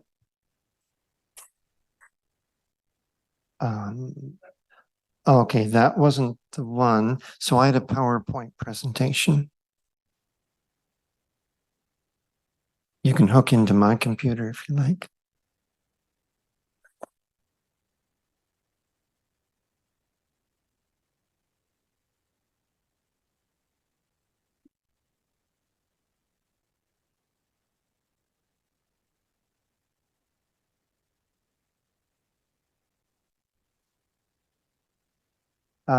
Yeah, it was attached, and it would have gone into a Google Drive.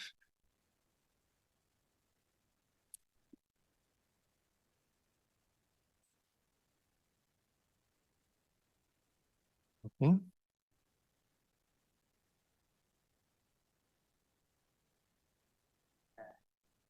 Yeah. Is that okay? Let's see if it's the format of the drive. Okay. Now I gotta find your drive. We're really trying to keep you longer as much as we can here. I think. Right, I'm sorry. This is a long meeting as it is, I take it. So That one? is that one? Is that your drive? Doesn't look like it. Back. Wow, I can't find your drive.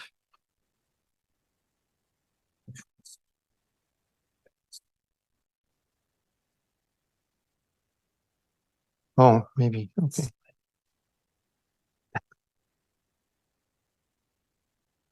No.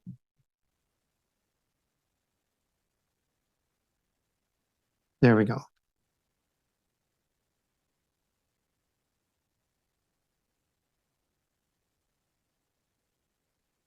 See if this works.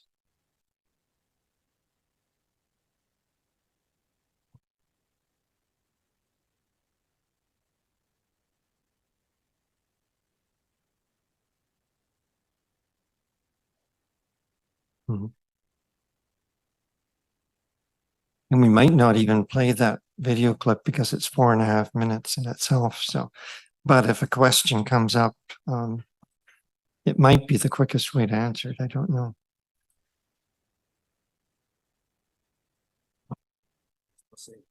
Yeah, it's probably about a 40 megabyte file.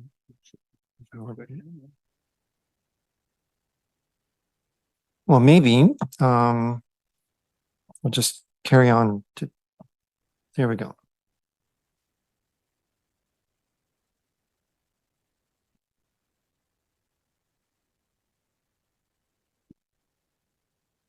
Mr. Chair, we can certainly circulate both the video clip and the presentation to all the members following the meeting if we're not able to get this. We'll do that either way, Mr. Chair. Thank you very much. That will be very helpful. Seems to be stopped at the moment. Oh, there we go. So we will be circulating the, oh, you got it? Yeah, just finished. Yeah.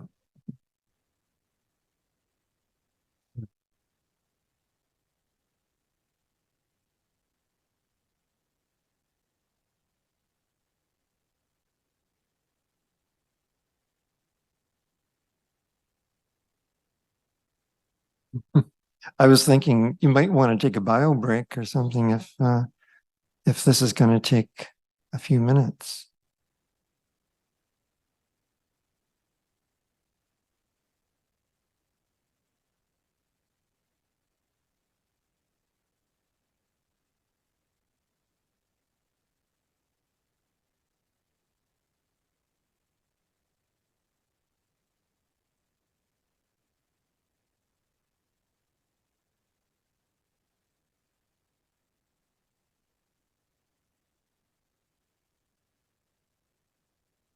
Okay, there we go.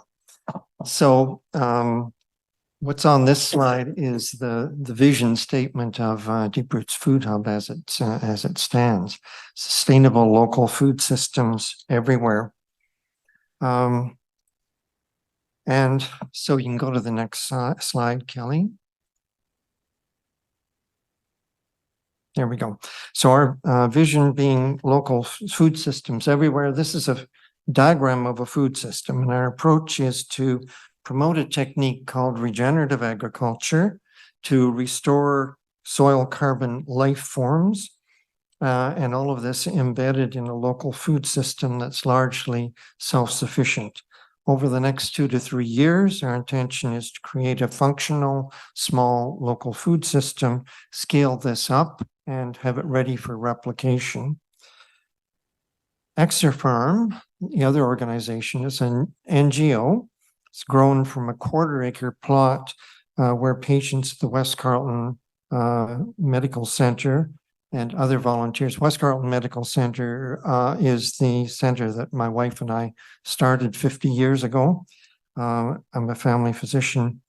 And these volunteers can simultaneously improve their fitness and nutrition through vegetable farming. That's grown into 3 plots devoted to using regenerative farming techniques. And could you go to the next slide, please, Kelly? And that's actually a little video. Hopefully we can play it. Those are my feet. There we go.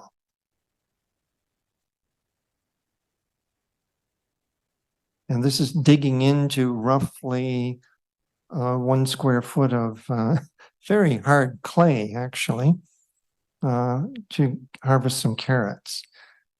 And I guess we're not hooked into a speaker, but what I'm saying is, okay, 1 handful, and we get about 2 pounds of carrots.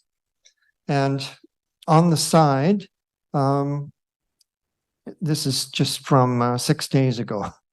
These carrots were grown regeneratively, meaning there's no tilling, no fertilizer, insecticides, herbicides, irrigation, and it involves about 11 hours of volunteer labor on this 1/4 acre. My co-worker for this particular site is Jane, who's 66 years old with a bad knee. And we weeded with a lawnmower, a scythe, string trimmer. So we actually used weeds as companion crops. And there were some fungal amendments in 2022 using a local Johnson Sioux reactor. Next slide, please. Same, oops, next slide. That's okay. And you're going to see the same thing with beets. And we'll show you hauling this up again, one handful, probably about 2 pounds of beets. Next slide. We can't do all of this scaling up and replicating by ourselves. So there's lots of activity out there, but dissipation of effort, I think, is a real danger. However, that could also be strength in numbers. So how does AIRAC and the City of Ottawa fit into all of this? The City of Ottawa Climate Change Master Plan report lists a number of priorities and whether they're started or off track. An obvious priority that's relevant to Deep Roots Food Hub and Exerfarm is number 6, to explore carbon sequestration methods and the role of green infrastructure. And in the 2023 report, it's listed as not started and off track. Slide number 5, please. Or maybe that was slide number 5. We are not going to play that because it's too long. Regenerative agriculture is unique, however, in that, according to some experts, through carbon sequestration, atmospheric CO2 levels can be drawn down and brought back to a safe level within 6 years of global adoption. There's an urgency, and I think you probably, hopefully also feel that, to rapidly turn climate change around. Deep Roots Food Hub's vision, sustainable local foods everywhere, and that's everywhere on Earth, encapsulates its plan to accomplish this. So we'd very much like the opportunity to help with the accomplishment of priority 6 actions, and priority 7 and 8 are also relevant, by collaborating with the City of Ottawa and the Climate Change Master Plan. There's really good evidence to support a municipal strategy to speed the development of regenerative agriculture based on its enormous capacity to act as a carbon sink, unique capacity, I should say, embedded in a sustainable local food systems infrastructure. So the question is, could this municipal strategy move forward by a joint pilot project supported by AIRAC and the Climate Change Master Plan? Next slide is a pause for questions, and hopefully I've stayed within roughly my time period.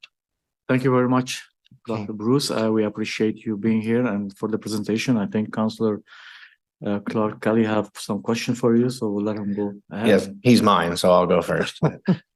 Thank you very much for being here, Dr. Bruce, and obviously waiting 2.5 hours to make a 5-minute presentation shows your dedication to the issue. And obviously you're well informed on some of this as well, having been a doctor for many, many years. I was hoping you could perhaps explain, I understand that growing plants and trees and everything that grows in the ground captures carbon. Is there a greater capture capability with the techniques you're talking about, or lower impact? Can you explain that a little more? Yes. So generally, the current form of agriculture we're doing now is considered to be not sustainable. If you look around the city, it's 300,000 acres, mostly grow corn and soybeans and grains. And this is an option that I think farmers could well welcome. It's a way to get away from high cost inputs, to explore getting into the mid-range rather than the small range production that we're doing, and to support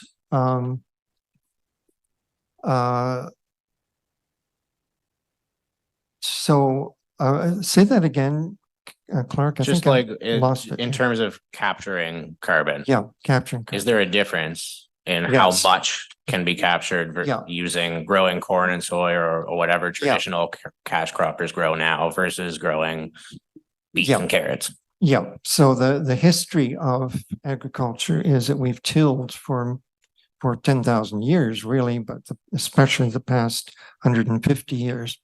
And we've lost over 75% of the carbon that was embodied underneath the soil in the form of carbon-based life forms like fungi, the mycorrhizal nets, the rhizophagy cycle involving bacteria, protoplasts, earthworms, you name it. All of that's that's how carbon is sequestered in the soil. The capacity of this, and that was the 4.5-minute video that, well, maybe we could still play it because it explains it very well, but it shows that there's the possibility for pulling enough carbon dioxide out of the atmosphere to reverse climate, or at least to bring us down into a safe level of atmospheric CO2 within 6 years. Even if that's only partly true, and it was calculated by an organization that I trust called the Soil Food Web, then it's of enormous importance. The other thing is that in capturing this carbon and letting subsoil life forms form, micronutrients are transported and incorporated into the plants that are not normally there and are actually there in decreasing amounts.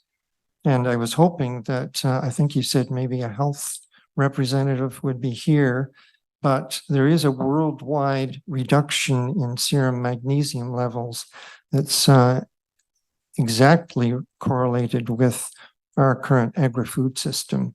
So most of it's lost because it's never taken up in the first place by plants. Then much of it is lost later on in processing.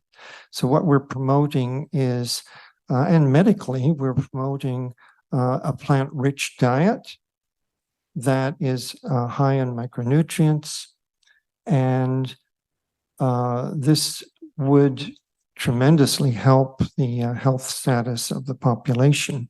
You know, we tend to eat too much and we tend to eat the wrong things. So, and think about the 800 million people who are actually starving. It's not a very good diet. So our current system needs transforming. Okay, I'm just going to shoot one more question, if that's okay with it. I know we've been here for a long time. Local food systems are something that is important to me that I talked about during our campaign. And you and I live in a community that doesn't have a grocery store. We've got a farmer's market on Saturday. We've got a couple farm stands here and there. Yeah. And when I was at the OFA meeting in my ward a couple months ago, I asked farmers about that, and they said they'd love to do it, but there is no local food system or economy to support that. Right. How do we support that? Right. Okay, well, maybe, I wonder if we could have slide 13, maybe, Kelly. Because we're slowly putting the pieces of a local food system together. But